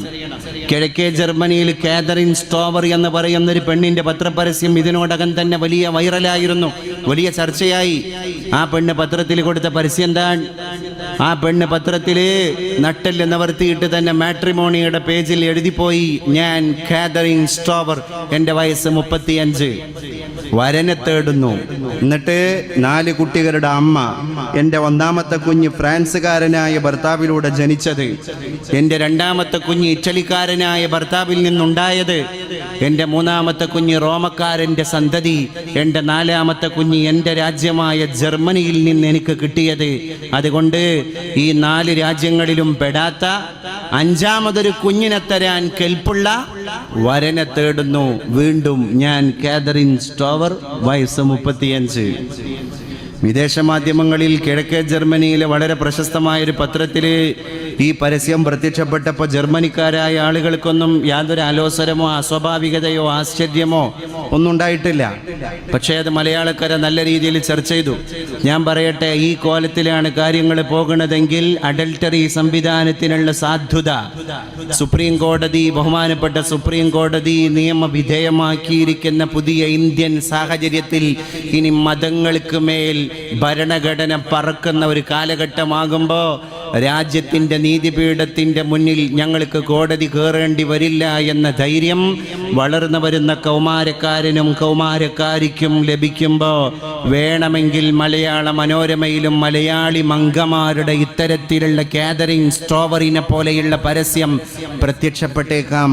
അതിൽ അത്ഭുതപ്പെടാനൊന്നും ഉണ്ടായിരിക്കൂല. കാരണം അല്ലാഹുവിൻ്റെ റസൂൽ സല്ലല്ലാഹു അലൈഹി വസല്ലം പറഞ്ഞു, ഇതിങ്ങനെ അനുവദിച്ച് ഇതിൻ്റെ കിളിവാതിലുകളും കവാടങ്ങളും തുറന്നു കൊടുത്ത് യാതൊരു പ്രശ്നമില്ല. ചാകര പോലെ കാമുകന്മാരെ ഇഷ്ടം പോലെ സ്വീകരിക്കാൻ പറ്റുന്ന അനാശാസ്യ പേക്കൂത്തുകാരുടെ സ്വാതന്ത്ര്യം മുഴുവൻ ലഭ്യമാകുന്ന പുതിയ വാണിജ്യ കലഹം മുഴങ്ങിക്കൊണ്ടിരിക്കുന്ന കമ്പോളങ്ങളിൽ ആണിന് പെണ്ണ്, പെണ്ണിന് ആണ് എന്നുള്ളത് 18 വയസ്സുള്ള ഒരു പൗരന്റെ അവകാശമാണ് എന്ന് വിധിയെഴുതിയ കോടതി വിധിയുടെ മുമ്പിലൂടെ ഒരു തലമുറ ഇനി ഇങ്ങനെ ജീവിക്കുമ്പോ വിശുദ്ധ റസൂൽ സല്ലല്ലാഹു അലൈഹി വസല്ലമ തങ്ങൾ പറഞ്ഞു, ഒരു വഴിയിലൂടെ നടന്നുകൊണ്ടിരിക്കുമ്പോ ആ വഴി പോലും ബ്ലോക്കാക്കി അഭിഹിത ബന്ധങ്ങളിൽ ഏർപ്പെട്ടുകൊണ്ടിരിക്കുന്നവരോട് ഒന്ന് മാറടാ എന്ന് പറയാൻ ധൈര്യപ്പെടുന്നവൻ എൻ്റെ കാലത്തുള്ള അബൂബക്കറാണ്, എൻ്റെ കാലത്തുള്ള ഉമറാൻ.